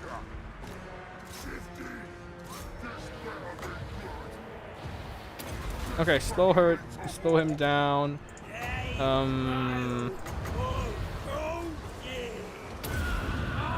Yeah. Mither the Lord.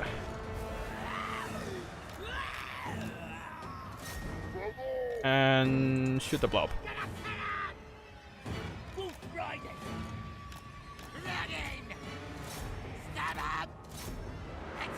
Just shoot them. Pull back and everyone, wah! It's time for the wah! And you guys can keep fighting. You guys will be holding back and explosives. Go! Oh, it's a second final transmutation. This might be an overcast, I'm not sure. But this is gonna hurt. And these guys can run now. These guys can run. You guys can block them. We can finally push since the mobility are basically done for, I suppose. Our mobility is pretty much done for, if anything. Oh boy. We can charge in here and finish these guys off. We can keep shooting with these artillery. Now, dogs, please come back here to finish them off. They ran out. Okay. You guys can keep running. It's just put on skirmish mode, damn it. Okay, cool. They are in here, so we can just blow up a bit and give them a little bit of an armor debuff.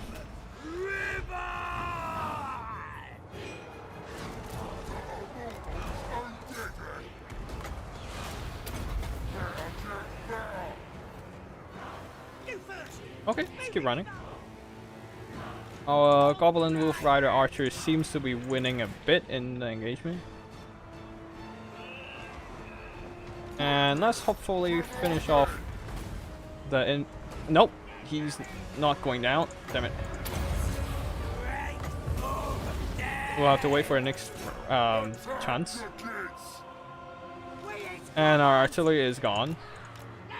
Although we seem to be winning the infantry engagement by quite a handful.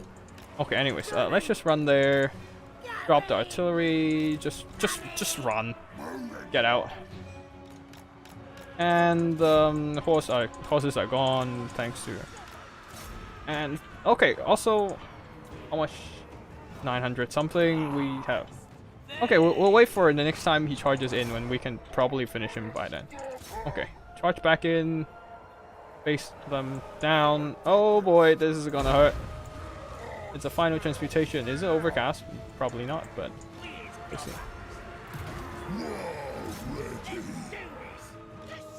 Anyways, just shoot them down. And wah! It's time for the big wah! And we just wah them down. It's not that hard. Just keep punching them. We're in peak shape. We just keep pummeling them down. Give them a little bit of a spirit leeching as well. Just make sure he dies. I mean, it's not gonna be a lot of damage, but it adds up in the end. So every little bit helps, I suppose. Anyways, we have our character blob here. Completely healthy. Grimgore not giving a crap about any enemies and whatnot, and they can just start rolling over. Black Orcs in a little bit of a pickle, but please surround him, finish him off, so I can keep spirit leeching him to death. That will be helpful. Minjing's Marauders. As for stripping, we recommend stripping down Grimgore a bit. Actually, yeah, that's a lot of, like, he has a lot of killing power, but it is an overkill. I do agree with that. But it's on quick battle after all, so let's say we're doing it for the memes. So it's all good. And we're good. This is a lot of WoW. Yeah, that's true. Just in general, the advantage of the lords tends to be cost related. Yeah, that's very true. That's very true. Grimgore over 2,000 something cost when fully kitted out doesn't do enough to earn back his value. I do agree with that. He is not fast enough to catch enemies and chase them down. He's just good at dueling, and that's basically it. But yeah, this time we're just bringing Grimgore in for frugal glory, for, well, partly for the lulz, and I do like Grimgore, just a full-on badass, cracking Archaon's crown of command, I think, or his third eye basically in the end times. totally badass. Just headbutt him to death. Anyways, next battle. And yeah, we've went through a bit messily about the Jade Warriors' historical origin, like the historical inspiration, I suppose. Now let's, I mean, not the inspiration, but more of like the system that they were, or the organized system. Now let's have a little bit talk about the inspiration of their design. Well, the design of the armor actually, I don't think is anything you see from the Han Chinese. Basically, the majority of the Chinese Empire, the major ethnicity. However, the design is actually resembling more of the armor design coming from the... I personally think it resembles a bit more of the Iron Pagoda heavy cavalry from the nomadic troops from the north. The like basically before Mongolia was a thing, there is a predecessor of nomad empire. It's called the Jin Dynasty. I'm not sure what it's called in like proper English that is known to the rest of the world, but basically a bunch of nomadic troops that has been harassing the that has been basically harassing the Chinese Empire at that time. And the Iron Pagoda is basically their elite heavy cav. Like, they do have a very strong presence back in the day, but okay, let's just grab a bunch of Spider Riders just for some overloading. And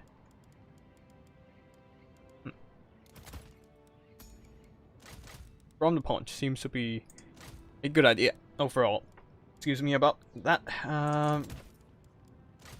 A big boss to accompany him, and a night shaman to do some sniping. Crossbow fixes, nice. And yeah, that should be... oh no. No! We're 3,000 funds short. Oh, this is bad. Oh, crap. I forgot to chuck in the monsters.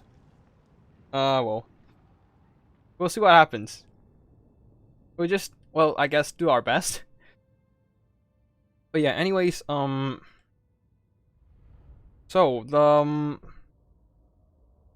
the Jade Warriors, the armor, the whole heavily armored, just like a tower Iron Pagoda design, it reminds me of that kind of heavy cavalry. Like I might be, I don't think I can show you a picture now, because like basically, yeah, basically just a nomadic design. Like, it doesn't look nomad, of course, but it resembles the heavy towering cavalry brought by the nomadic troops. Now, why did I bring these guys actually? The melee attack debuff does feels nice when facing a bunch of random troops. We have the guy here just rolling with his little goblin buddy. Goblin shaman. These guys will be screening and these guys will be firing. Let's just group them into two big control groups for convenience. And these guys will be like that. Cool. Can't even be bothered to group them properly. They totally hid in the tree lines, didn't they? Well, I don't mind you shooting at the orc boys at all. I'm just gonna float around with my troops.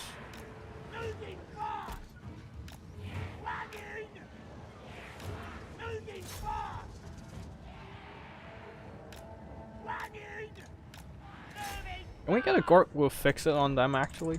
That would be interesting. Well, nope, it's a bit far, so let's just push troops forward. Oh, and they got rained upon. These are very painful. Anyways, let's just keep moving forward. Let's just try to get maybe a surround on these guys.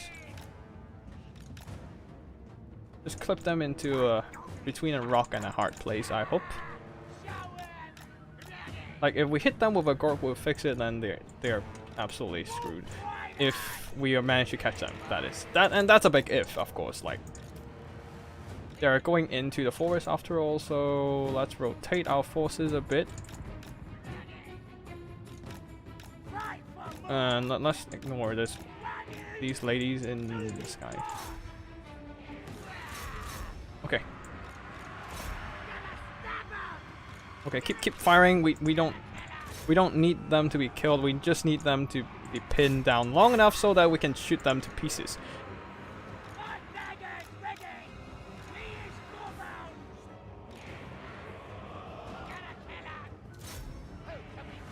Keep firing, keep firing, keep firing, keep firing. Okay, charge them down. Nice.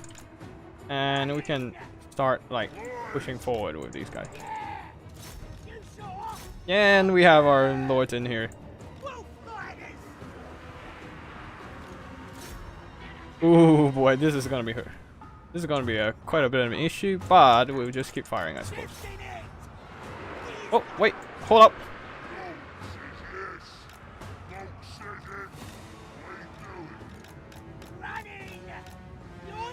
That's a lot of troops in here, in the fray. I don't think we can hold them down.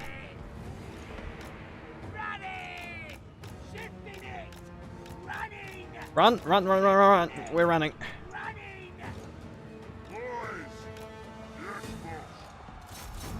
Yeah, you know what? Lucky Banner is out. We need that. Like, right now. And a little... This is a bit messy, damn. Okay, let's just kite them for a bit with Wolf Rider archers.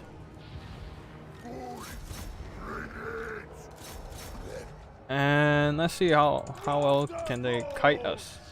Where is... Okay, cool. Let's just go grab some sniping.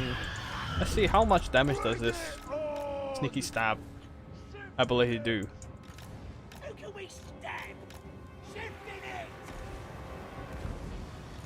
Okay, we need something to bail him out.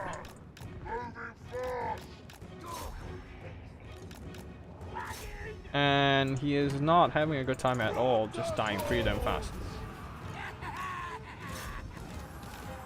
It's a bit of a mistake on my part, actually.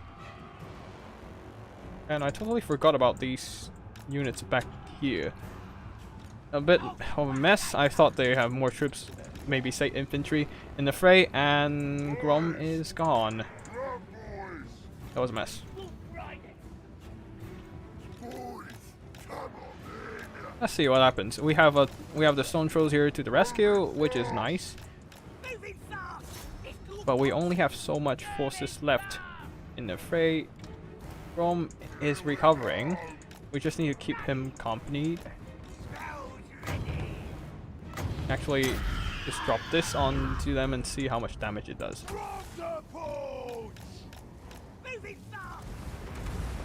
Okay, that's one more model gone. Every model is helpful, honestly.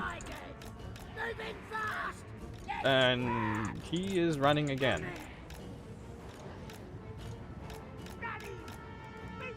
I didn't even manage to shoot a single Gorko fix it to knock them down, but you see, these guys are gone as well. They're just gonna go straight off the battlefield, I suppose, terrified. It's so close to the white line. What? Okay, yeah, the white line's right there, so I'm not gonna see them back. Let's just recuperate with what our remaining forces here. Let's see, what do we have? Okay, let's just recuperate, group them up, and these are our remaining forces. You come back here. What? Okay, somehow this one came back, so let's just keep running. Yeah, just keep them running. These guys will be dodging back and forth, going in for a few shots. Grump, sit here and heal up. And Goblin Shaman, where you at? Okay, cool. Just walk over here. Have our orc boys to hold. Well, Grom and the Stone Trolls are just holding back, waiting for them to come in and whatnot. These goblins will be chipping away, and we are actually having a decently cost-efficient trade against my opponent here. Alright, we're gonna be running. These guys are running. They're not gonna hang around for long, for sure. They come back, please. So you can. Oh, whoops! We're gonna dodge. We're gonna dodge a bit.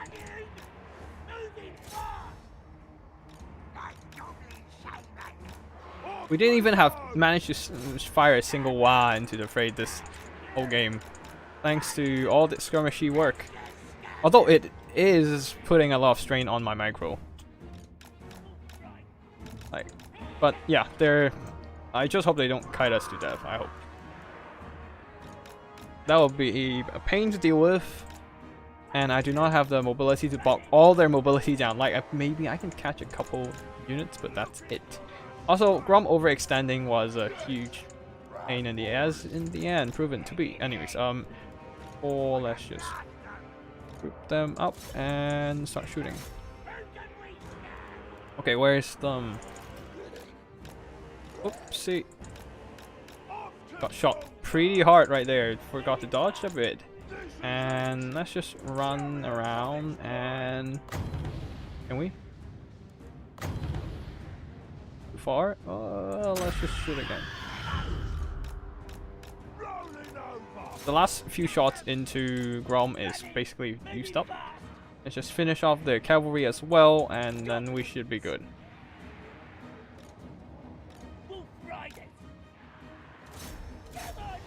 Now,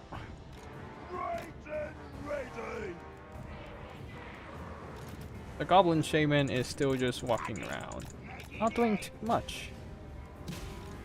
Not sure what they're trying to do here, but let's just try to finish up their units as much as possible before they will have to force us into...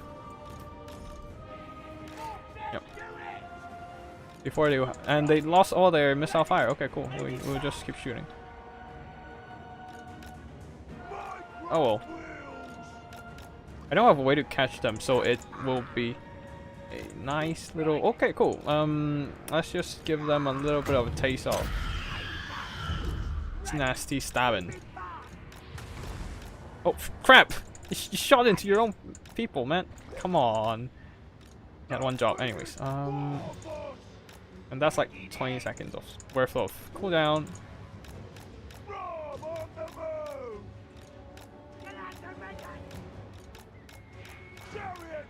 Nope, nope, nope, denied. You only have so much ammo left. I don't know what you're trying to do here, but you're not gonna hit every shot you want to shoot.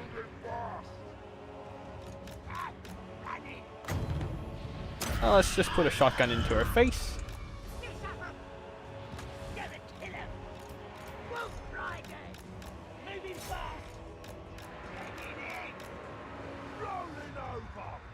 I still have some healing cap left, so let's just push forward a bit, just so...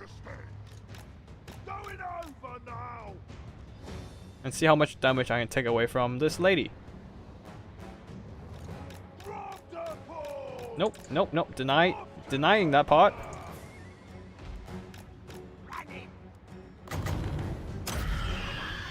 Wait, did I? Yep, just chipping away. Let's see who's the real missile game player here, you know.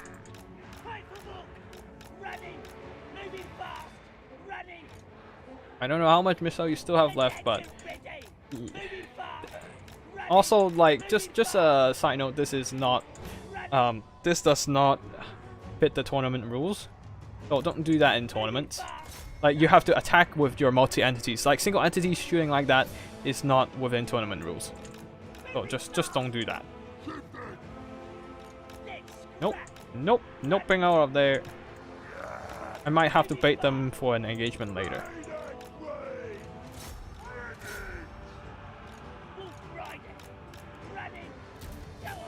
Last few shots left. I have to keep pressing on with. Oh, that's a nice knockback. So we'll shoot them.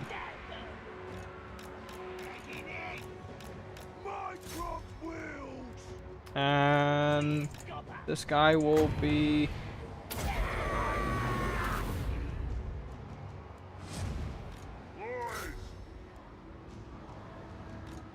Yeah, that Gork will fix it.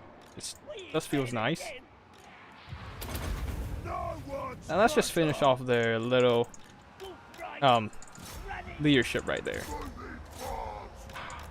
Our contingent was broken over there, but let's just try to finish off our dear sisters of Twilight. Make sure everything is on here.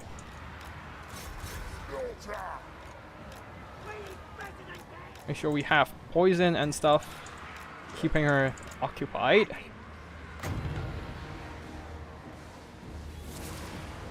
And as long as we make sure we finish her off in this little short time we have here, we should have a decent. Okay, cool.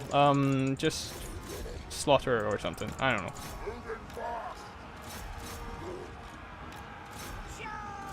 Okay, cool. Yeah, we can charge in over here now. It's a all-out engagement, and we're going all in.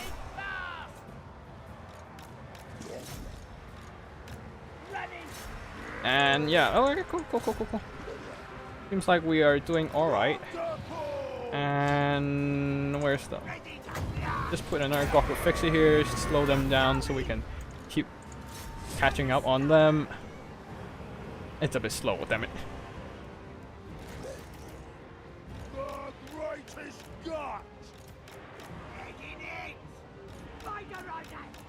Okay, we pull back a bit, charge in again. Wait for them to get baited into the Gork will fix it. They're not baiting. They're not getting baited. Anyways, we're taking this engagement whatsoever. Doesn't matter. Thank God the stone trolls have like a magic resistance, so the Lost Silver Knights doesn't do full damage. But yeah, they're running again, which we will have to keep constant pressure with our forces. And don't forget to keep chipping away these Lost Silver Knights with the missiles. Okay, this time we are not missing.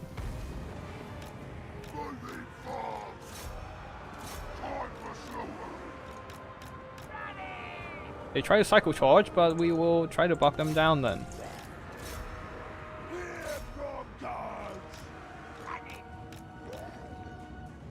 Just chipping away a few models every time they charge in, and eventually wear them down. Now, I need the mobility forces to block them down. Face me in honorable combat, you cycle charging scum. Oh well.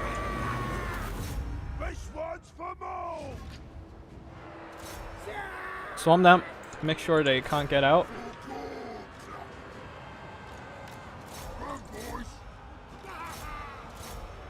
Okay, we're swarming in with everything we've got here.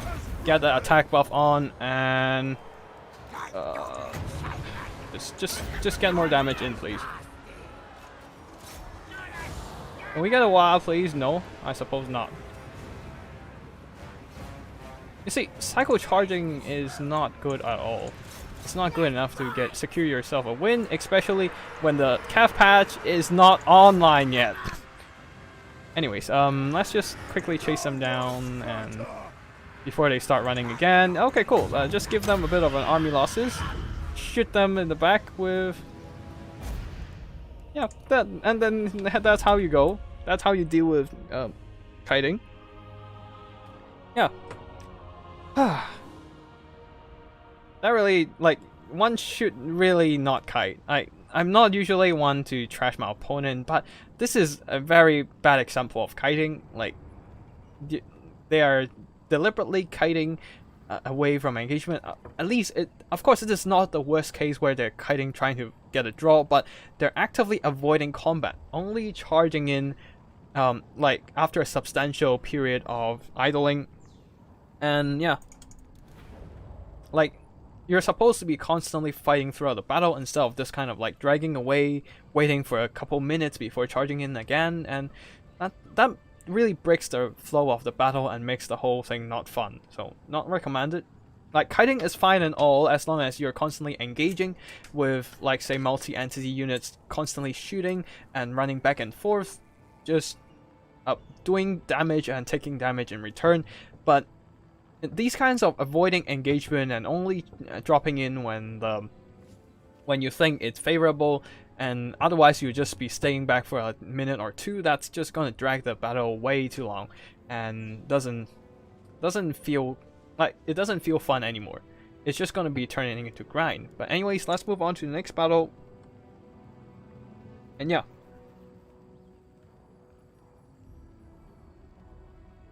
Alright, anyway, excuse me for that hydration. Yeah, Jade Warriors.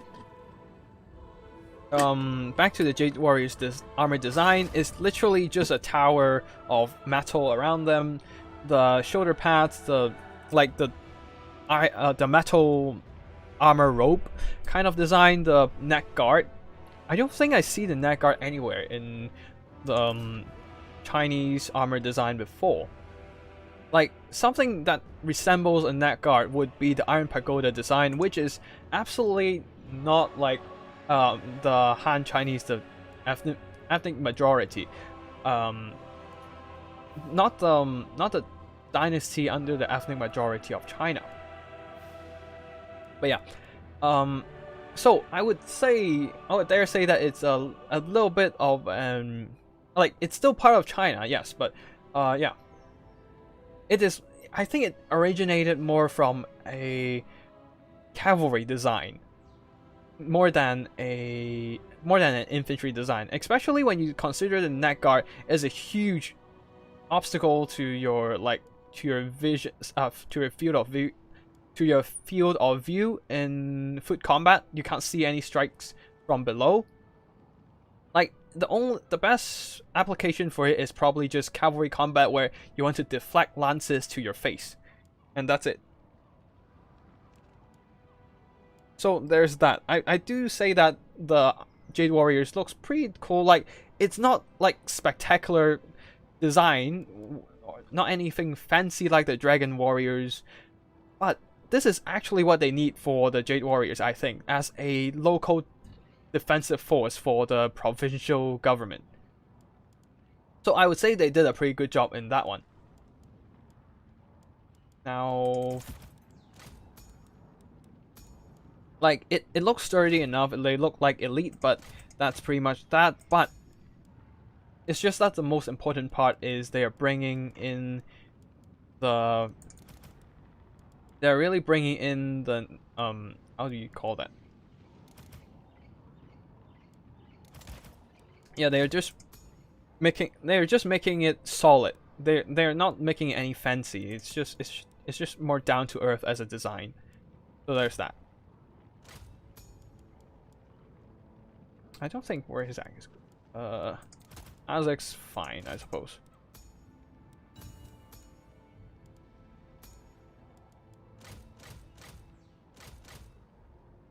Isabel Azak will be fine, and we'll just reduce these stuff. What can we fight with? Oh, well, let's just bring a bunch of savage orcs as a front line. I do like these guys a lot. Now, time to bring in some trolls. And I haven't seen these guys for a... Yeah, I haven't seen these guys for a while, so let's bring some Doom Divers. Because why the hell not? Turn this off because he does have those abilities that we need. One unit is enough. 2 units are too much. Let's just get 1 unit of these and we're done.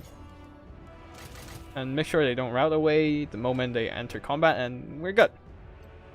I don't know how this fares against Tomb Kings, but we'll see. But yeah, we're done with the Jade Warriors, the local warriors defending the local government. The next one would be the Celestial Dragon God. Now, the personal bodyguards of the Dragon Empire, the Dragon Emperor, and looks really cool in terms of design. You have those nice shoulder pad, the golden color, like signifying they are working for the royalty. Yeah, they're working for the royalty, and dragons on top of their whole, all over their whole design and whatnot. Definitely a luxury that Jade Warriors cannot afford. Now, I don't have a lot of stuff to go through for these guys, as their design are a bit more to the traditional sense of Chinese design, like Chinese armory. Like the helmet with the little wings, basically the little wings on the side, like it's basically acts as a face guard for their armor, and less of a towering metal robe, more of just pieces of armor patch onto, like, fix onto their whole set. Not a full towering robe that covers their whole body. So that is a pretty standard Chinese armor design. They are acting as a basically consider the Forbidden Palace of China. You have the emperor living in there, and then you have the royal guards like these ones guarding the emperor. Like, that's basically the point of the forces. But other than that, it's nothing too special. Like I think I'll just talk that much about this unit. And then we will be going into the ranged power of Cathay. First of all, let's just skip the Iron Hail Gunners, as I want to talk about the whole firepower, the gunpowder department in one go. Right now, we'll go to the Jade Warrior Crossbowmen. Yeah, we'll talk about that first, since they are using this really neat contraption called the repeater crossbow. And if you play Civilization, you'll know that it's called Chukuno or something like that. But that's more of a Cantonese pronunciation instead of the Mandarin. After all, it is made, like, the Civilization was made in an era where Mandarin is still not as prominent as right now. Anyways, we'll talk about that once we are back from the battle, and I probably need to use the bathroom after this for a bit and take a break. Right now, let's just group up the forces, get them in place. I don't have any error boys, but that'll have to be it. Big boards, you have to be fighting with the trolls in case of monsters and whatnot, and let's just go. Wait, where are they? Huh. Okay, they're not bringing in... Okay, let's... It's artillery dueling time, I suppose.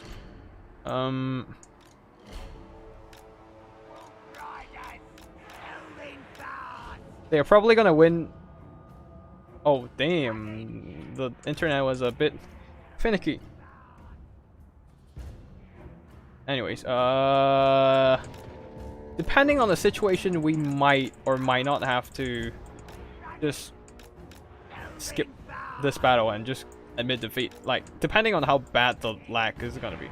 Anyways, let's just get a little bit of stuff in there. Just get a little bit of a drain in working. Doom divers are accurate enough as a catapult unit.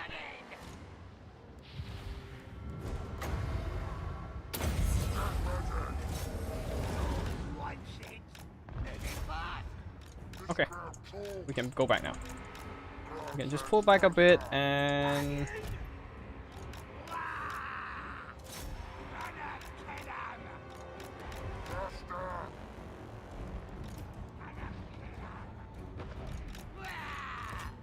Okay, let's just give them a charge, disrupt them. They will rout anyway, so might as well.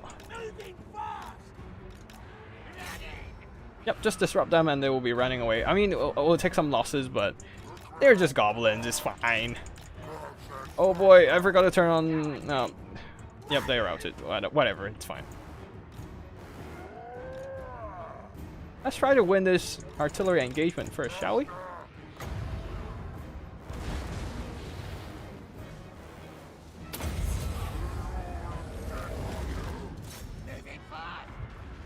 Yeah, look at that. They just came back straight away.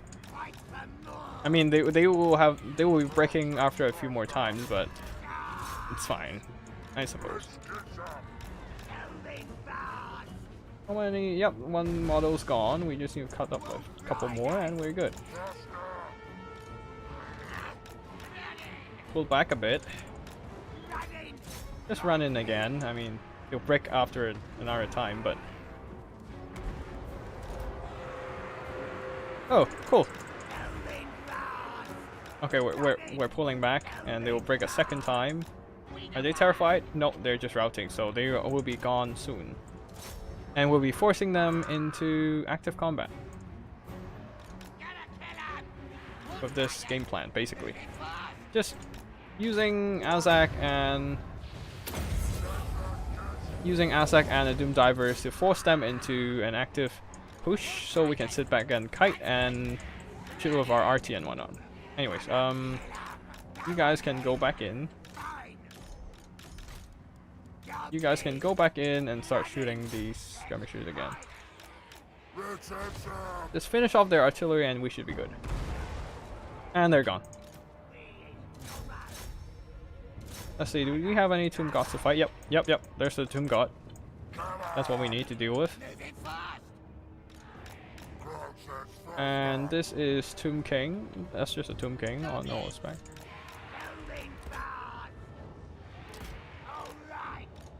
And well, accidentally I forgot to switch it out of melee mode, so that's gone.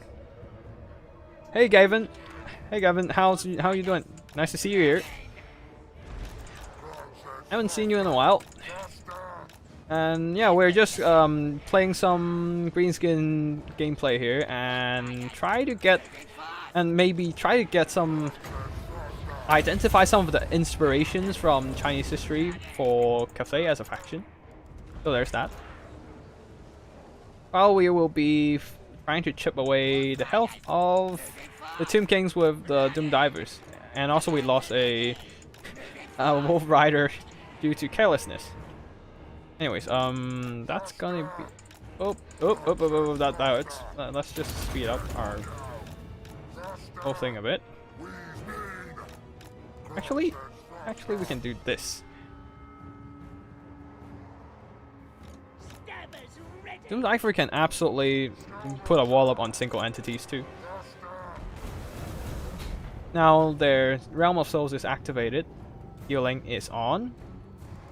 That actually forced them forward. Okay. Okay. Not complaining at all. We do need whatever advantage we can get. Just keep spirit leeching them.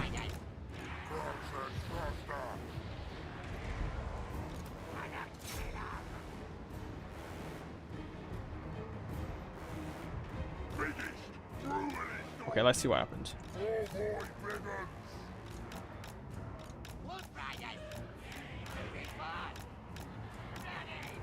Okay, we need to pull back these guys so we can do a Soul Blight on decoration. Okay.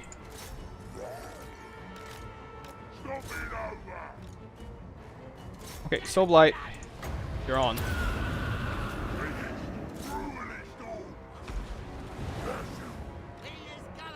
And we need the infantry to start pushing forward to block them down. Since my opponent is having a little bit issue with the path finding, oh, might as well just drop it in as well and finish him off.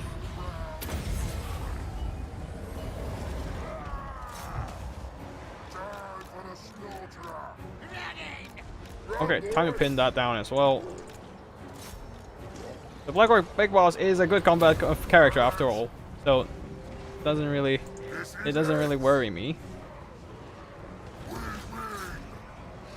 Just need to really absolutely finish off all these powerhouse, and we should be good. Anyways, let's just pull back the Wolf Rider so we can go for a nice surround. Now surround that. Good. And their construct are done, and we're going to go wah them down. Time for a wah! Wah! Anyways, we're just gonna blob around this character and be done. I don't think they have anything left to kill us off, which is good. Just charge that, please. Doesn't really matter at this point. Just finish off their powerhouse and we're good. Now, they still have a Tomb Scorpion, but the infantry is pretty much a nice, easy bland. I'm just gonna... They don't have any... They don't have magic. Interesting.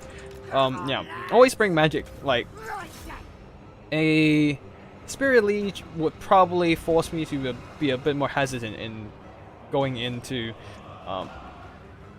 harass their lords and whatnot. Anyways, just gonna hit them with a little bit of rear charge, get that little crumbling damage in, and you can go in and fight something, I suppose.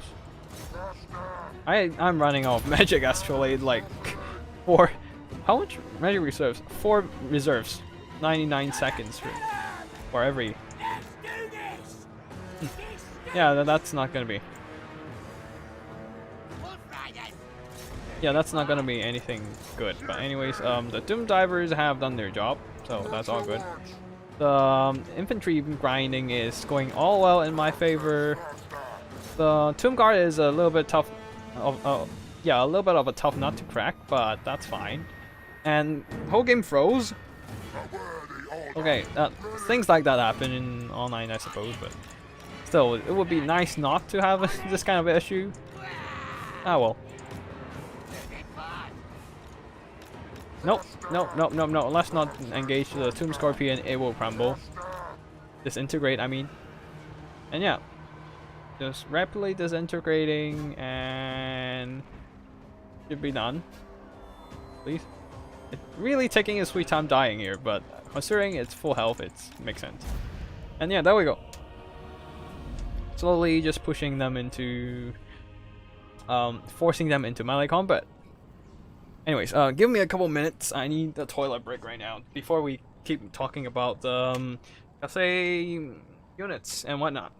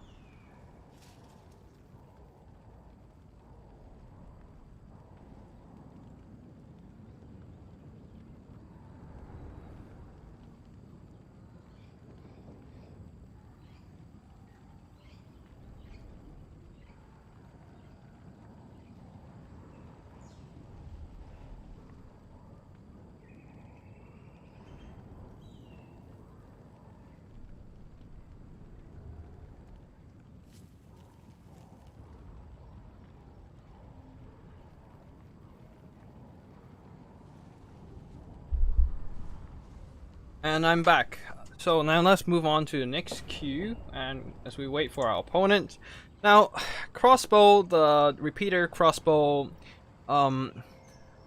in Civilization we call it was called Chukunu or something like that, Chukunu, and in Mandarin it's called 诸葛连弩, and it's invented by our smart guy of Three Kingdoms, 诸葛亮, which you might have seen him in the Three Kingdoms Total War as a brilliant tactician, strategist, and whatnot, and as a guy who in the Romance of Three Kingdoms scared off the Sima Yi with nothing but his loot. Yes, nothing but his loot and a couple kids holding some kind of fan standing around him.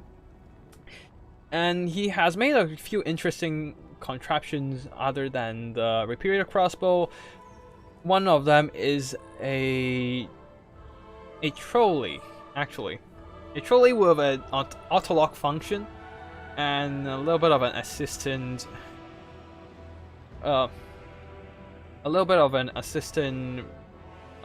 power-ish. Yes, I'm not sure what mechanism is that, but definitely a convenient trolley for transport, especially along the more mountainous terrain around the southwest of China, which is where he was residing at that point and helping to defend and govern. And for the repeater crossbow, it was an interesting contraption, but I don't think it's seen a lot of use in combat throughout history. Like it shoots a lot of crossbow bolts, don't get me wrong, it's a lot of amazing firepower, but I don't remember its presence as throughout, like in any notable battles, like, or any people noting its usage throughout history. But it's actually pretty neat that they include it into the Cathay roster. Yes, it's not necessarily historical, but this is exactly where the fantasy setting fascinates us, right? Like, you can introduce stuff like this and it still works. So I assume that will bring the Cathay some punishing firepower and a pretty decent sturdy backline. It's probably gonna be some kind of... I'm gonna say this, it's gonna be some kind of quarrelers. They have heavy armor, they have shields, they are decent in melee combat. That's quarrelers. I'm not sure whether this is gonna give me flack, but yep, it does reminds me a lot of the dwarf quarrelers. Okay, now let's pick our units here. Ragnarok Spider in case. Yeah. Actually, no, not that. We need Great Shaman, Goblin Great Shaman. No. Wait, I did not. Crap, I just realized I do not have the spider mount activated on my Goblin Shaman. Damn it. This is bad. Okay, this is embarrassing. How do you activate it? I need to check. Wait, where is the spider mount? No spider mount? Great. Giant wolf, that's it. That's all I've got. Great. Amazing. At least I have a wyvern on the orc war boss, I suppose. Now that gives me a pretty damn big issue to deal with now. How am I supposed to kill... I guess out to bring the Ragnarok Spider. Okay. Like, you can see how rarely I use Greenskin just from this. Like, I don't even have the lava spider mount, the magma spider mount on my Greenskin unit. God damn.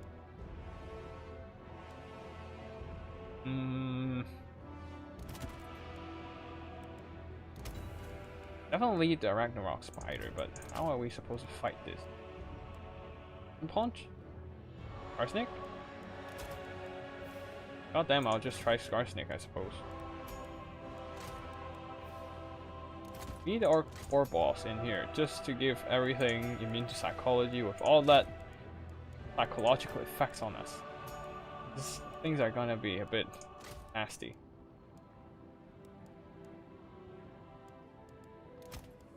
I suppose we should also bring the big Wa. Brainbuster. Need that. And bit of cork. Actually, you know what?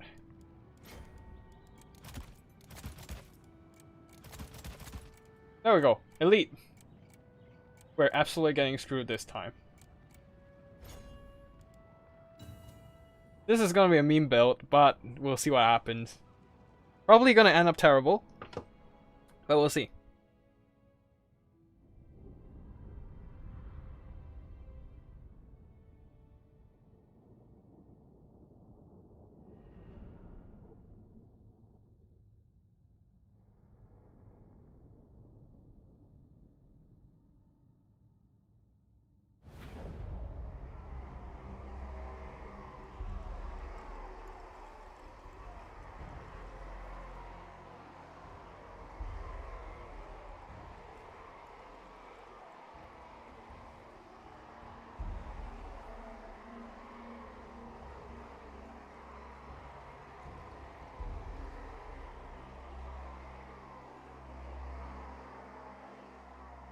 And we wait.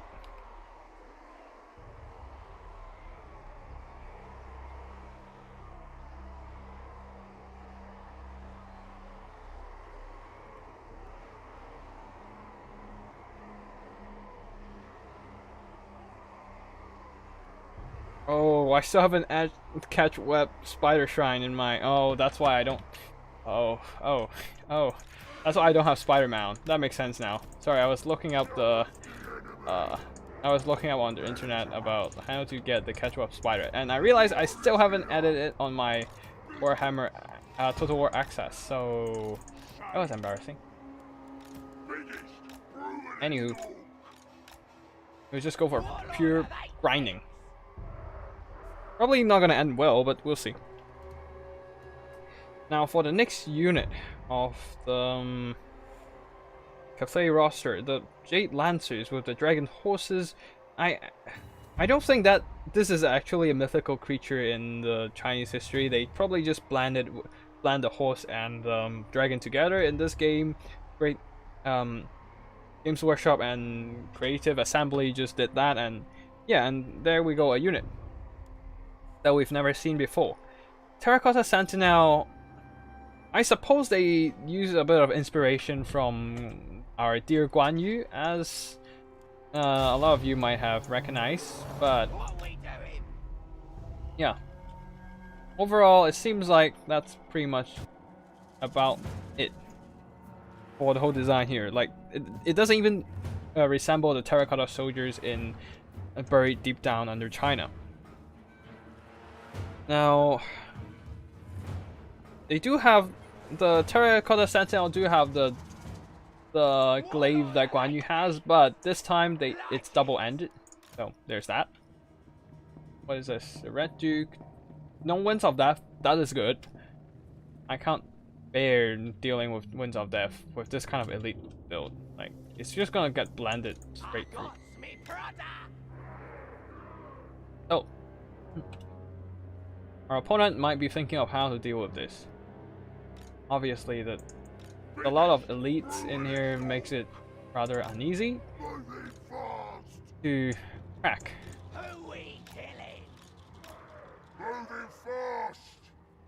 Like, if it's any other vampire builds, I might have a bit of trouble here, but just if this kind of just grinding elites through elites, I might have the upper hand here. We'll see. Especially they do not have Mortis Engine, do not have area of effect spells, and just trying to overwhelm us with numbers.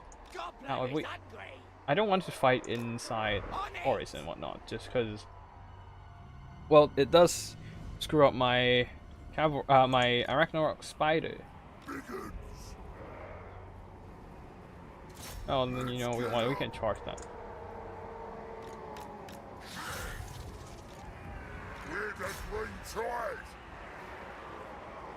And since we're not on the cavalry beta, we countercharge with a fierce attack. Anyway, so we go back in, we just kind of box up a bit.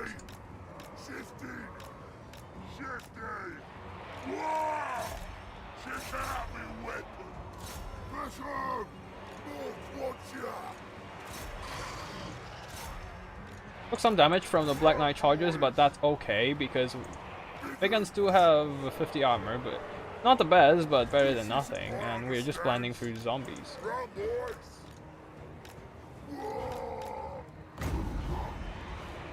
Okay. Let's just give them a WAAAGGH before we actually got our WAAAGGH pop.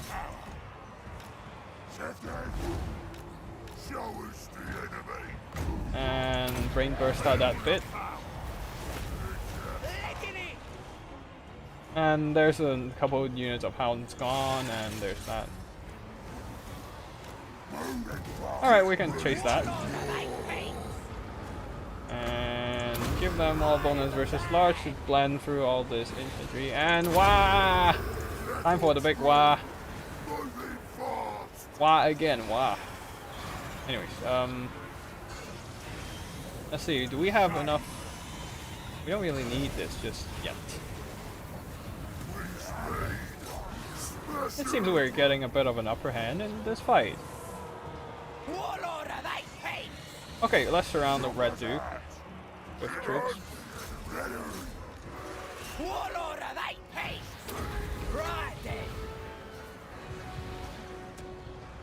And get our Ragnarok Spider in there. We need another Brain Burster somewhere around here. And get ourselves a bit of a magic attack.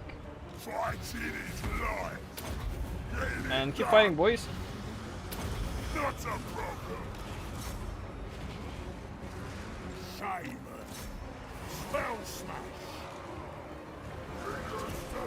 Alright, and Red Duke is well and truly hammered and trapped in this combat.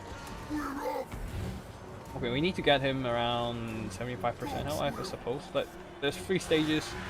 The first one is 75%, if I remember correctly. And of course, they're trying to blend through our troops as well. So we will go for a second WAAAGGH.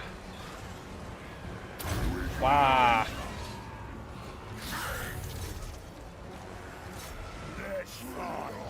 Okay, cool. So that WAAAGGH didn't go off. Wait, got knocked over all over the place. So.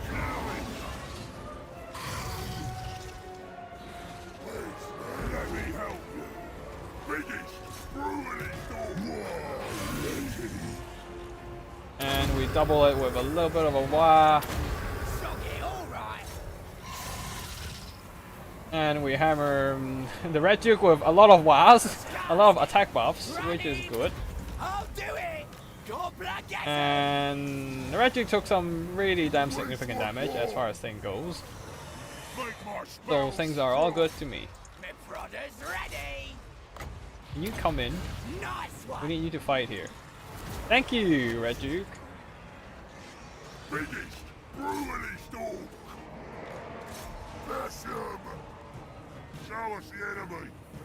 Just gotta finish him. Keep them fighting on with that leadership buff. Our forces are stretched a little bit thin throughout the grind, but that's okay. What else? Alright. Red Duke is dead, so we will finish off this one as well. Just blend through, and our opponent has forfeited the game.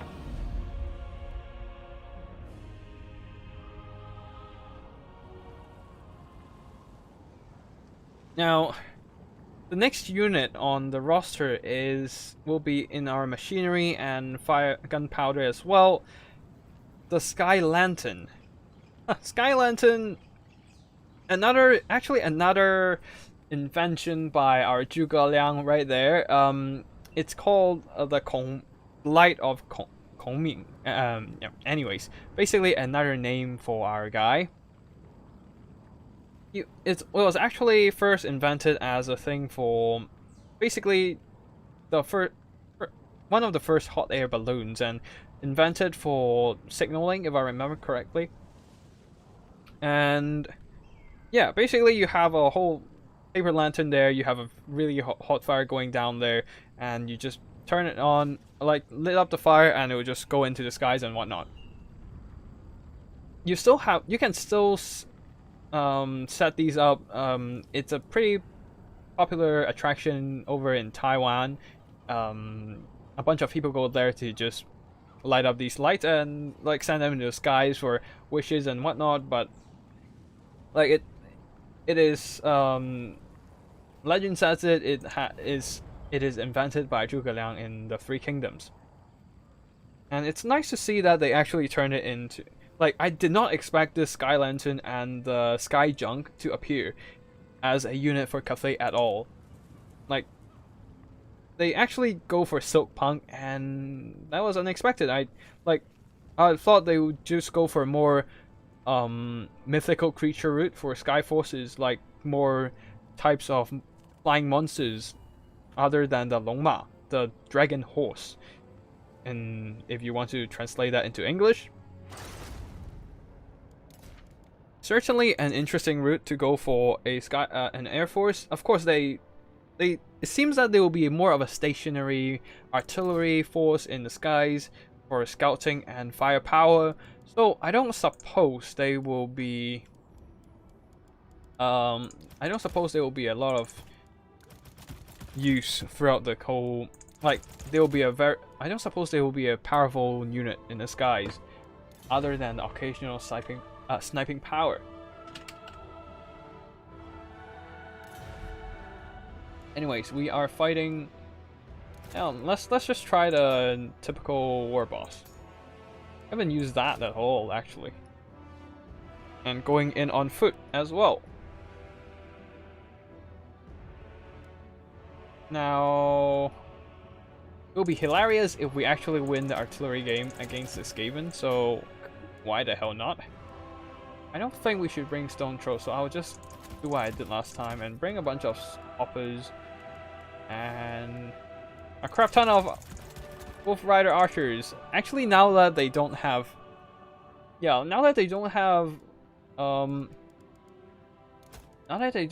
Rider archers, like now that they don't have poison on, with the poison weakens by so much on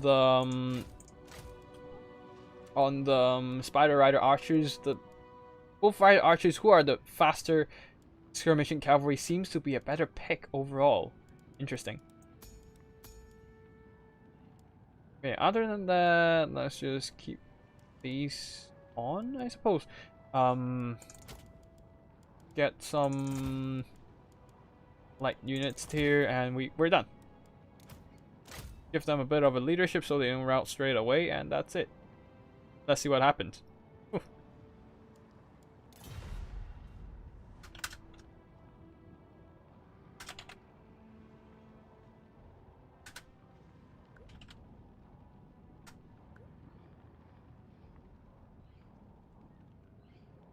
Okay, now let's just go back to talking about a bunch of stuff right now. Sky Junk. We talk about the Sky Lantern, Sky Junk, an invention throughout the Three Kingdoms, or at least it is said to be so. And okay, gunpowder units. Now I want to group them all together because gunpowder units, it is actually a crucial element of the army, or at least it is a pretty famed unit, as around a few hundred years ago in the Ming Dynasty. Now, at that point, the Spains were already traveling the world and whatnot, so they actually imported some guns from the Portuguese, if I remember correctly. They literally have a whole battalion or company, basically a whole unit of troops stationed, like mustered, just to study the use of gunpowder and devise a bunch of gunpowder weapons, including something like a bunch of gunpowder handguns, using imported cannons and whatnot, and also, if I remember correctly, rockets as well. Of course, they were still a bit rudimentary, as they were. I don't think that was. I don't think it was before the invention of the line, the rifle lines and line formations and whatnot. So it was still a mixture of gunpowder weapons and cold steel. Now let us just deploy our troops by a bit. Make sure we properly screen out with our troops. Get some right here, just bolster to screen out. We don't have a lot of troops for screening, but we do have, what we do have is a crap ton of mobility to screw around with them. So if they have dogs, then they're fighting some anti-infantry forces and they will be screwed. Anyways, we have dogs, which is exactly what we need. We have a single Orc war boss who will probably die if getting sniped by a bunch of assassins. Hey Kurokuman, nice to see you here. Yes, it's October.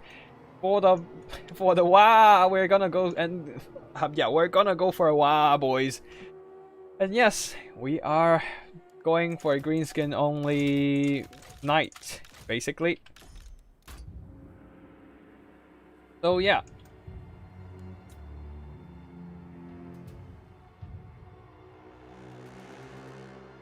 Just telling our opponent we are ready, and we will be readying with the Doom Divers. It's been a while since I see these guys in action, and well, screw your rattling guns. Well, yeah, screw your rattling guns for sure. I don't like these. I don't like them at all. I'm not sure why you're bringing them, but I do have the counter pick. Doom Divers. Let's go.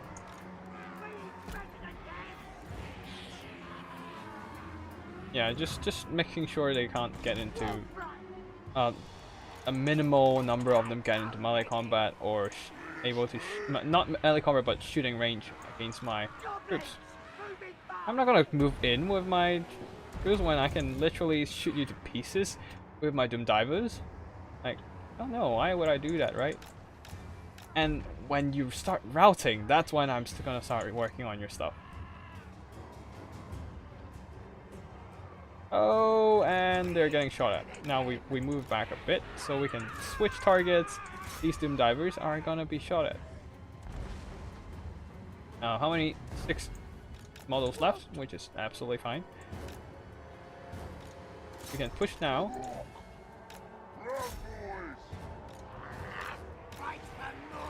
And their Poison Wind Globally is over pushing, which is absolutely fine by me.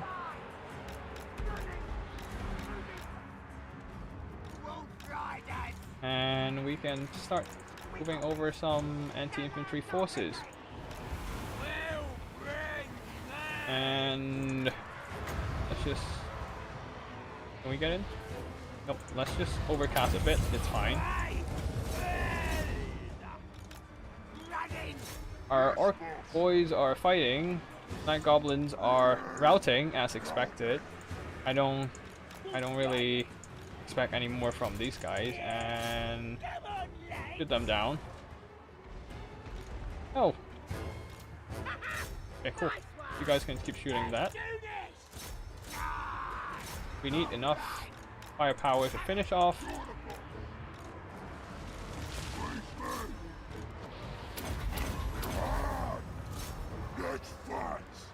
Okay. Meister, we need the vomit right here, right now. Start bombarding them. Hard. They're doing too much damage here.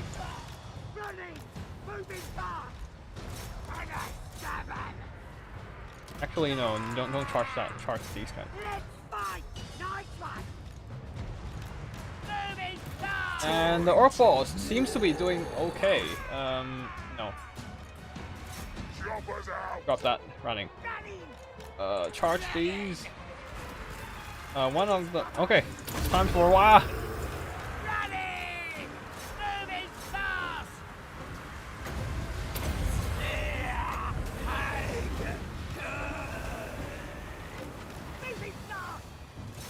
Can you finish off these troops first? Yes, we broke them, but at what cost? They're routing. I'm not sure whether we can pull this out since we don't have any tools to finish off. Oh boy, the Orc boss is dying. Holy crap. Absolutely getting smashed by Big Cat Taker. I didn't check that. That was on me. I forgot to check their charge again, I suppose. I forgot to check their leadership. Now he literally took my head off.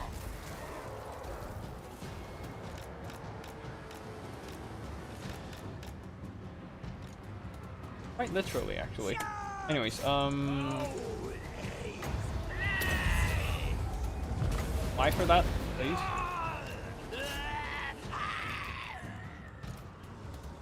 You're shooting that.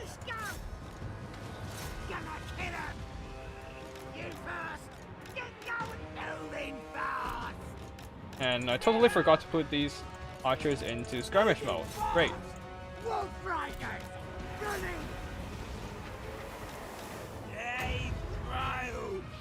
Nope, I can't use this just yet.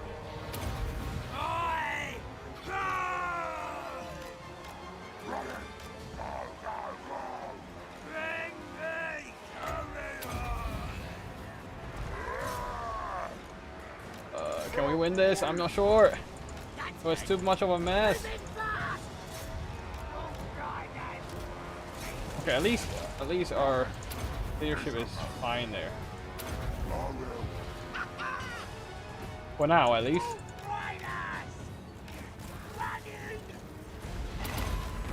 Oh, yep, our leadership is basically gone by now. Ouch. That was a big mistake. Big mistake on my part. I thought I could have won this. That did not happen. Yeah.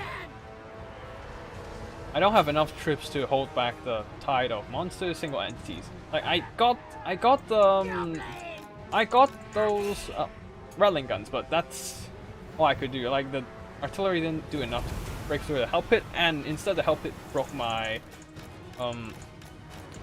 leadership, and it's still running strong right now.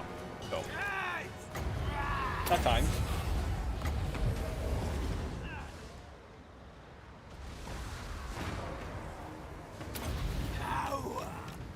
Oh, guess I can try fighting back a bit. Wait for their summons to go off and whatnot, but.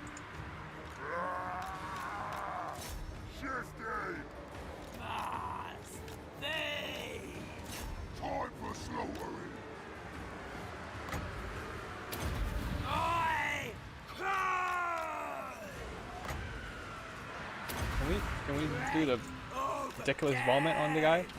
Can we? Nope.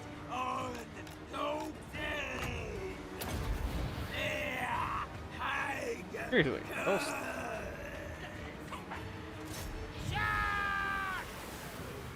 Nope, that didn't do crap.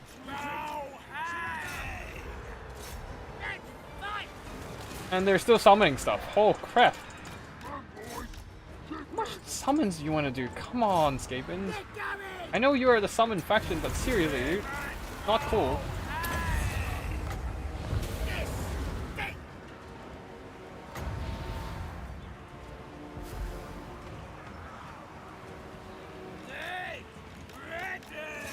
Okay, let's just go in with some stuff. Slow that down. We still have a bit of a cavalry left. Let's see what else can we do. No, we don't want that poison wind to be back. Let's keep running.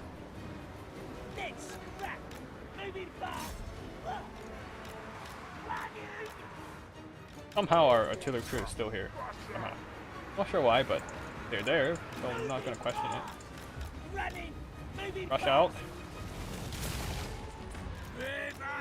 Let's run.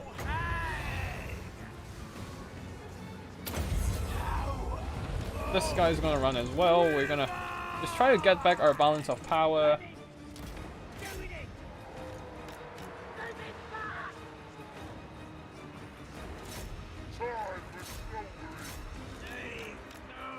As our forces are still engaging, that's within tournament rules, if I remember correctly, and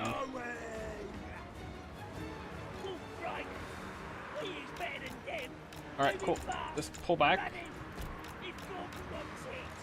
and wait for their someone to disperse. Well, you guys will be... Oh no. Yeah, let's just wait for their someone to disperse while our leadership will be waiting back here. Sending in whatever troops we have remaining to their deaths. Absolutely the Greenskins way, I suppose. Anyways, let's just keep leeching while we're at it.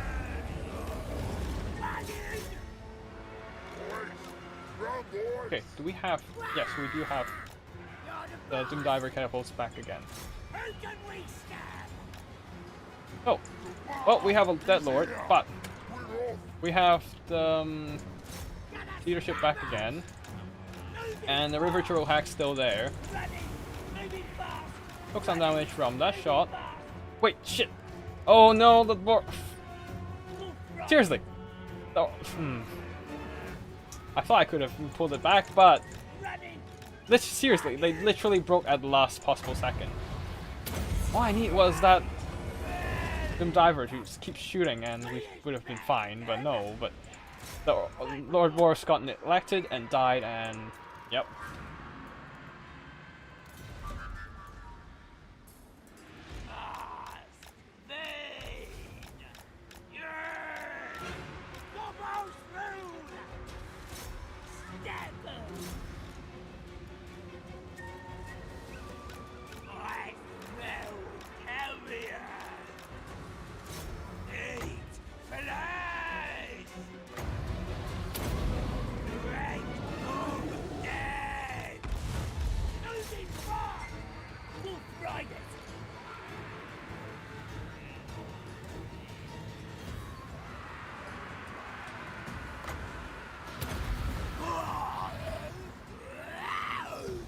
Oh, the Fear and Terror is not enough to finish the job, I suppose, but whatever. If I could have saved that Orc boss right there and used Doom Divers to shoot them down, might have been a thing. Like, it might have worked. But, alas, the Orc boss died. A horrible death under the hands of Quick Headtaker is taken today. But yeah. So, that's it for the, this game. How many units do we still have? Okay, we still have only the gunpowder units left, and we just be combining. Oh no, we still have. Okay, gunpowder units. Yeah, so it is. The gunpowder units in the Ming Dynasty is gathered around and organized as a unit called the Divine Machines. The battery. The Company of Divine Machines, something like along the lines of the Heavenly Machines or something like that, along the lines of that. So basically a bunch of gunpowder units gathered together, trying to the Chinese try to figure out how to best use that unit. And I suppose that sprung out a bunch of random creations. The gunpowder units over here, the rockets, the Giselle light gun, the crane guns, and the shotguns. Now, I'm not sure how. I'm not very familiar with that those units, but it's just nice to see. It's just cool to see these gunpowder units to be fielded in battle, especially rockets. The Chinese being one of the first civilization to start using rockets in battle. Though not really for the damage, but more for the and more for the shock effect, especially on horses and whatnot. But yeah. Now the only remaining unit we still have to go through is the Wuxing War Compass. We'll talk about that when we have time next. Right now, let's just get our units ready to go for a savage grind. Oh, I hope the savage orcs will do enough to break through the units. And a couple Doom Diver catapults because nobody expects Doom Diver catapults. Wolf Rider archers? Probably. And what else? Night Goblin War Boss. Actually, we'll get Scarsnake again. I like Scarsnake. A sneaky lunatic that somehow backstab his way to the top. Just very Mork, if I remember. Yeah, I think he is the avatar of Mork, if I remember correctly. I'm not very familiar with end times, but he seems to be the avatar of Mork. Anyways, let's just get ourselves with a bunch of the Black Orc Big Boss. We're not getting him on cavalry. We are just getting him for leadership purposes. Get back here. Attack some attack maybe.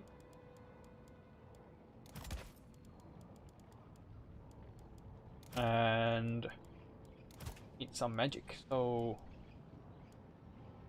Night Goblin Shaman.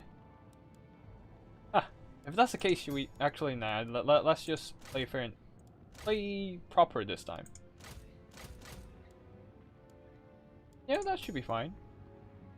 Now, Death Guard might be an issue, but we'll deal with that when we come to it, basically. Oh wait. No, we don't have enough for that, so we'll just do this. And up their costs just so they don't run away the moment they enter combat. Nope. 69, nice, but unfortunately can't afford that. Yep, 26 will have to be so. Anyways, let's just go ahead, I suppose. Actually, I don't think like Goblin Archers would be great around here. I mean, I can have a few Disruption units, Spider Rider Archers. That should be it. Let's just go ham on these guys and a couple Savage Orc Biggins, or one Savage Orc Biggins since I can't afford a couple. So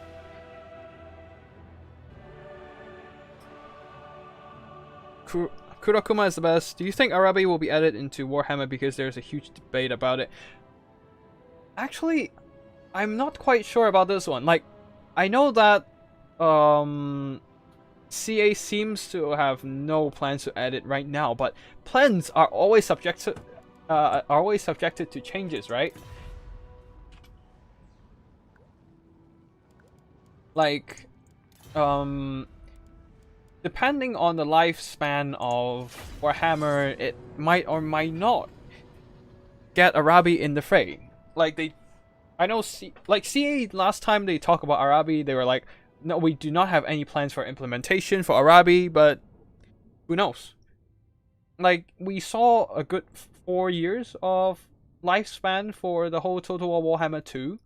So for Warhammer 3, we might even see double of that, 8 years, maybe up to 10.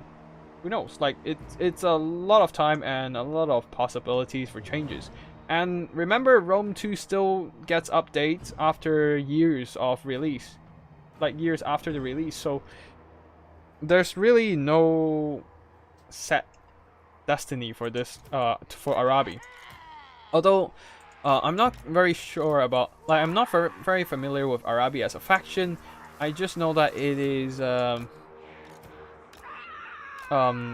interesting enough for a bunch of fans to debate about it, and and all I can say is they do want it. So what else do we have for Old World that we can add? Like Dogs of War. I know there are mods about Dogs of War. I've seen people play it on YouTube, and I think that's a really nice, like really interesting mode to play with. Like you have Regiment of Renown for your whole roster, and every one of them is unique about what they do. But it's gonna be a bit finicky to implement, to say the least. So we'll see what happens with those.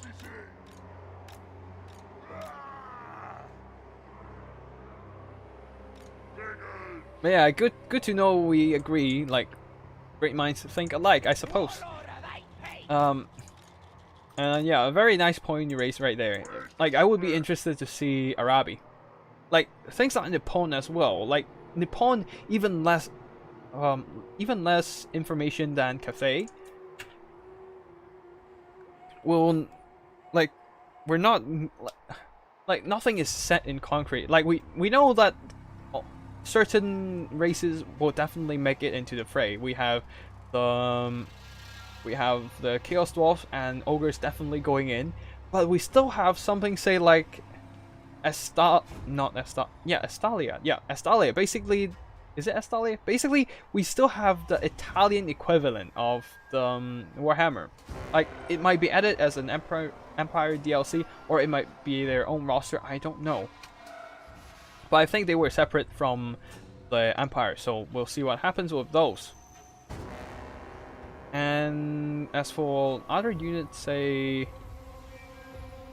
they're still the Snick people of Kupesh, like the Southeast Asian faction, like somewhere down south. If they actually opens up the possibility to the Monkey King DLC, it basically open, like, they will have to make a map for the south of Cathay, and that basically means that they have a piece of land right next to the Southeast Asian equivalent of Old World, of Mortal Empires or / Immortal Empires.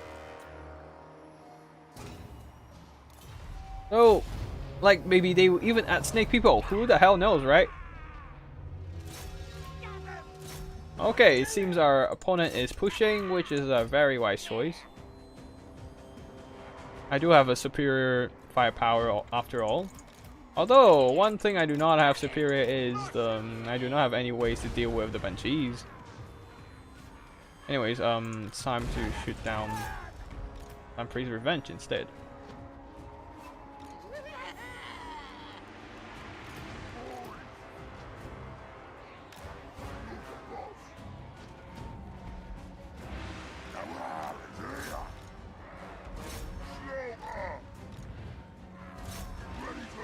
We'll just flank around.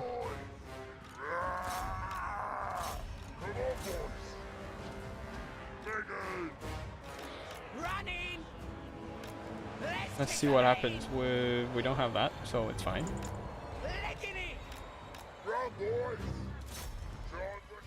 And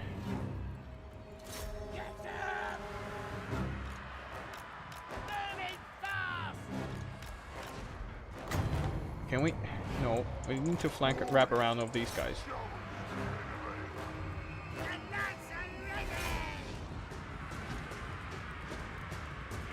Get these out so we can keep shooting with. Okay, finish off the scurvy dogs. We can.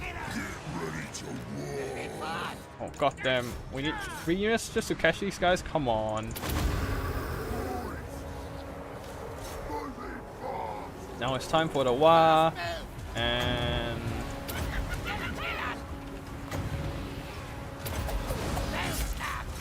you guys can get in there, and we will have a bit of a leadership buff, or at least the lack of error. Now focus down the rest of the unit, I suppose. What is this? Count Noctilus in. Great, okay.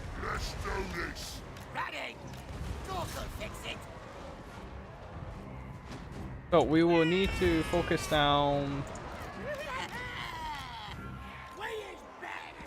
these guys.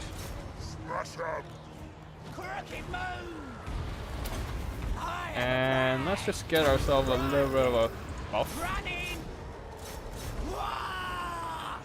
Yep, this should be fine.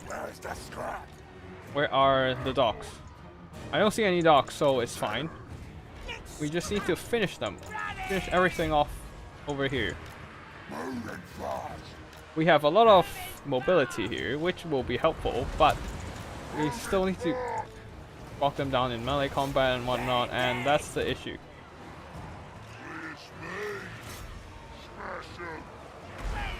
Okay, we swarm them.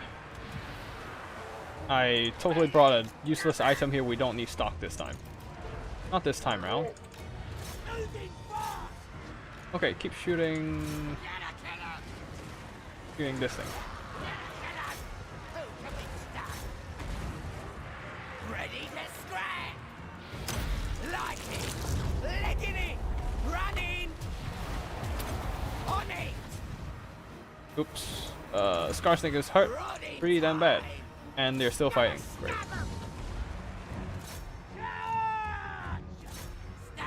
And he's getting finished off.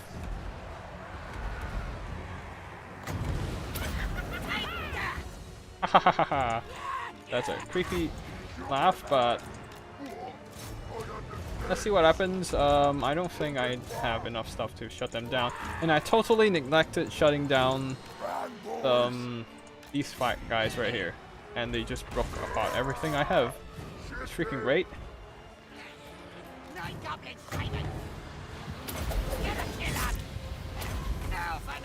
Alright, Goblin Shaman, time to run.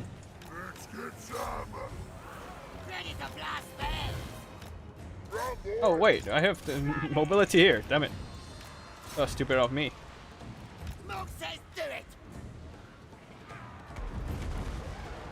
Okay. Just use whatever ammo you have there and finish the game, I suppose. Although my grind in the middle is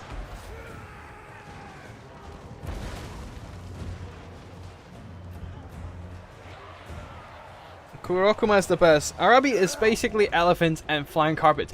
Elephants would be interesting. Like, I don't know how they were gonna implement elephants in the fray. I suppose would be a bit to do with.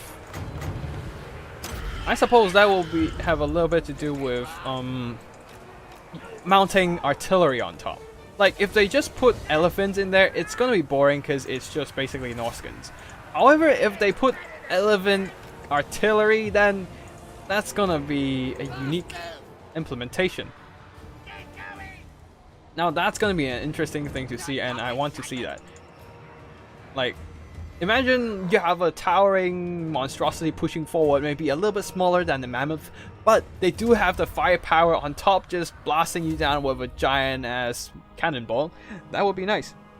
Hey, Jen. Oh yes, I totally have said that orcs aren't exactly my thing, so that's why I'm trying to get better. Since it's October and we're supposed to go WAAAGGH in this month. And also, like, while we're doing that, we'll just talk about Cathay's design overall. And after that, I'll just have to register on Total War Access and absolutely get my get my lava spider, the spider shrine thingy in my game, because I do not have that right now and I am suffering from it partly. Now it's another Wood Elf player here, so Orc boys with some shields and stone trolls. There we go. What else do we need? A lot of archers, of course, as usual. I mean, that's basically standard. And then forest spider riders, a little bit better in terms of melee than the wolf riders. A little bit slower, but they do have poison, which is nice. More of these guys from the paunch. Yeah, we'll get all of these. I don't think we need immune to psych, since there might be terror with the ghostly knights and whatnot. And then let's just bring a... Yeah, Goblin Shaman would be fine. Let's just get that off. Screw the recharge, and Orc will fix it. And basically that much is done. I probably don't need Curse of the Bad Moon, but we'll see. I don't have any magic damage other than the little chip damage to snipe out their units, but we will see. Or actually, I don't. I can go for the more expensive route and just bring this.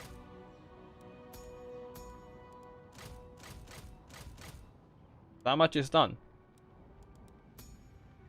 Like spirit leeching them to their death. Cool. That'll be good. And that will be all. I don't have any magic regen, so that's gonna be a concern, but that's just the life of Greenskins, I suppose.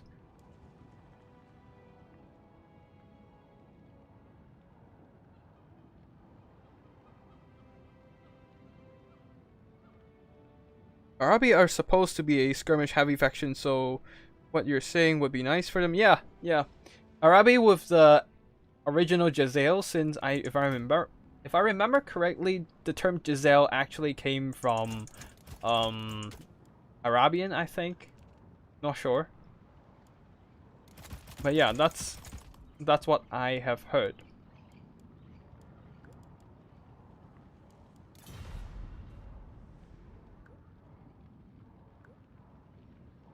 And they seem to have a lot of...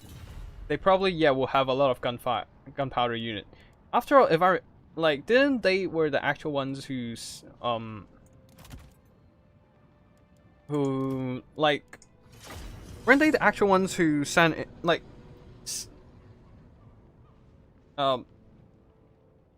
used gunpowder to break apart the walls of Byzantine Empire? Like... Actually, no, not the Arabians, but the Turks. That's the Turkish. The Turks breaking apart the Byzantine walls and whatnot. But yeah. Jan, I would absolutely love Oriental-inspired faction. However, it doesn't seem very plausible. But who knows with Warhammer 3? Yeah, there's just nothing is really set in Warhammer 3, so that's what it's just off free for speculation, and that's great thing about it is it has so much potential. Like, I wouldn't be surprised if if Great Games Workshop literally made up of an ice faction out of nowhere and just dumped them in Antarctica, and be like, hey, these guys are something, and like there are possibilities. Like, and I would say I would love to see these possibilities to be realized, but it's still a long way, and we'll see what happens. Wait, crap! Did I? Yeah, well, whatever. It's quick battle. It's limit. The unit limits isn't that bad. We'll see. I was thinking whether I broke the limits on units with all these spider spams, but we'll see. I mean, the unit cap, auto unit cap isn't saying anything, so I hope I'm on the good side of this. If not, then I guess rip my opponent to have a pretty bad game. Like, not necessarily bad as in playing badly, but more like definitely not a fun experience. But yeah.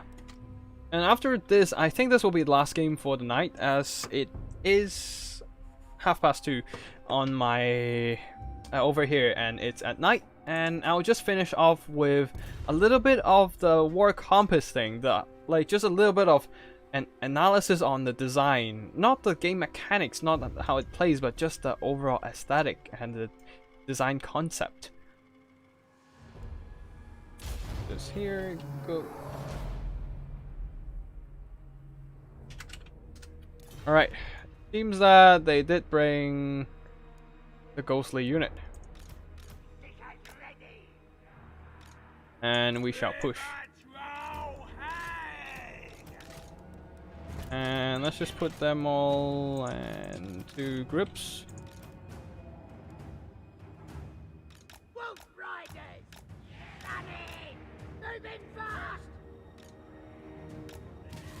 Oh, they all took some damage, but it's fine. Can we? Do they have healing? Wait, they do not have healing. Interesting. Okay, that makes it so much easier to deal with the ghostly knights. I don't even have to. I don't even have to think about dealing with them, honestly. The triple stone troll combo is always great. Rider Riders, let's just push.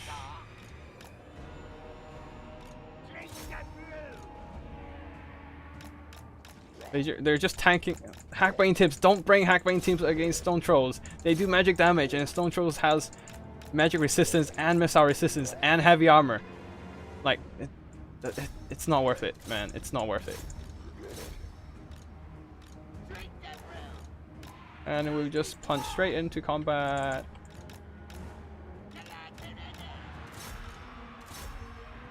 Let's just swarm them.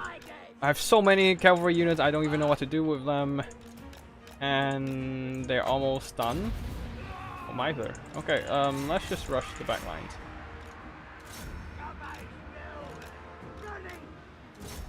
Like my reaction is definitely lapsing, like having a bit of a delay with my current tiredness. They're having a bit of a trouble here, so let's support with a little bit of Spirit Leech. Just leech them out and a bit, and we're breaking through them just fine. Yeah, don't bring Hackbane tips against Greenskins, especially with Stone Trolls around. Like it's not gonna work out. We need more bodies in there, and might as well just get that attack buff on. Like, unless you have healing, but even so, like, it's not worth it for trade. I mean, yeah, the Hackbane tips does magic damage, and they do, yeah, and they do a pretty damn weak damage against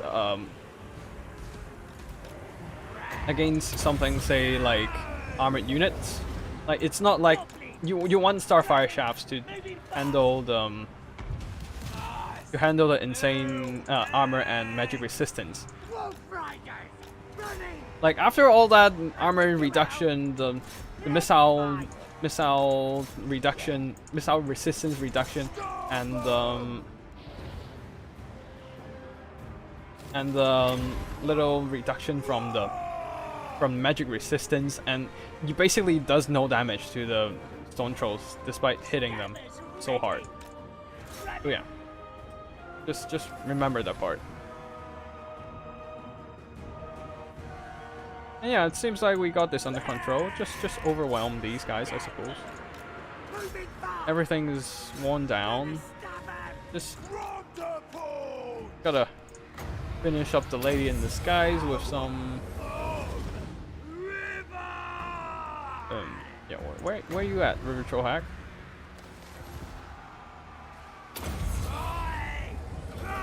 Oh, still running, okay. And we should be fine. Let's just get in, finish up these guys, drain away the health of the Lady in the Sky, send in the units to shower her with arrow. With arrows, as the Greenskins put it. And we're done.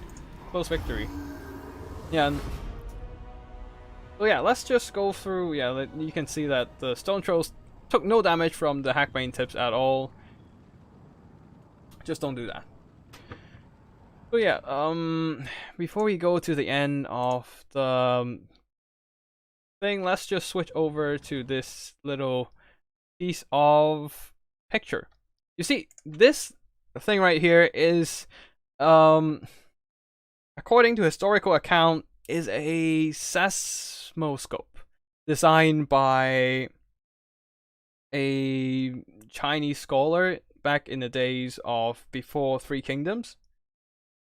So basically, this thing with a bunch of dragons standing around. It's like each dragon will have an orb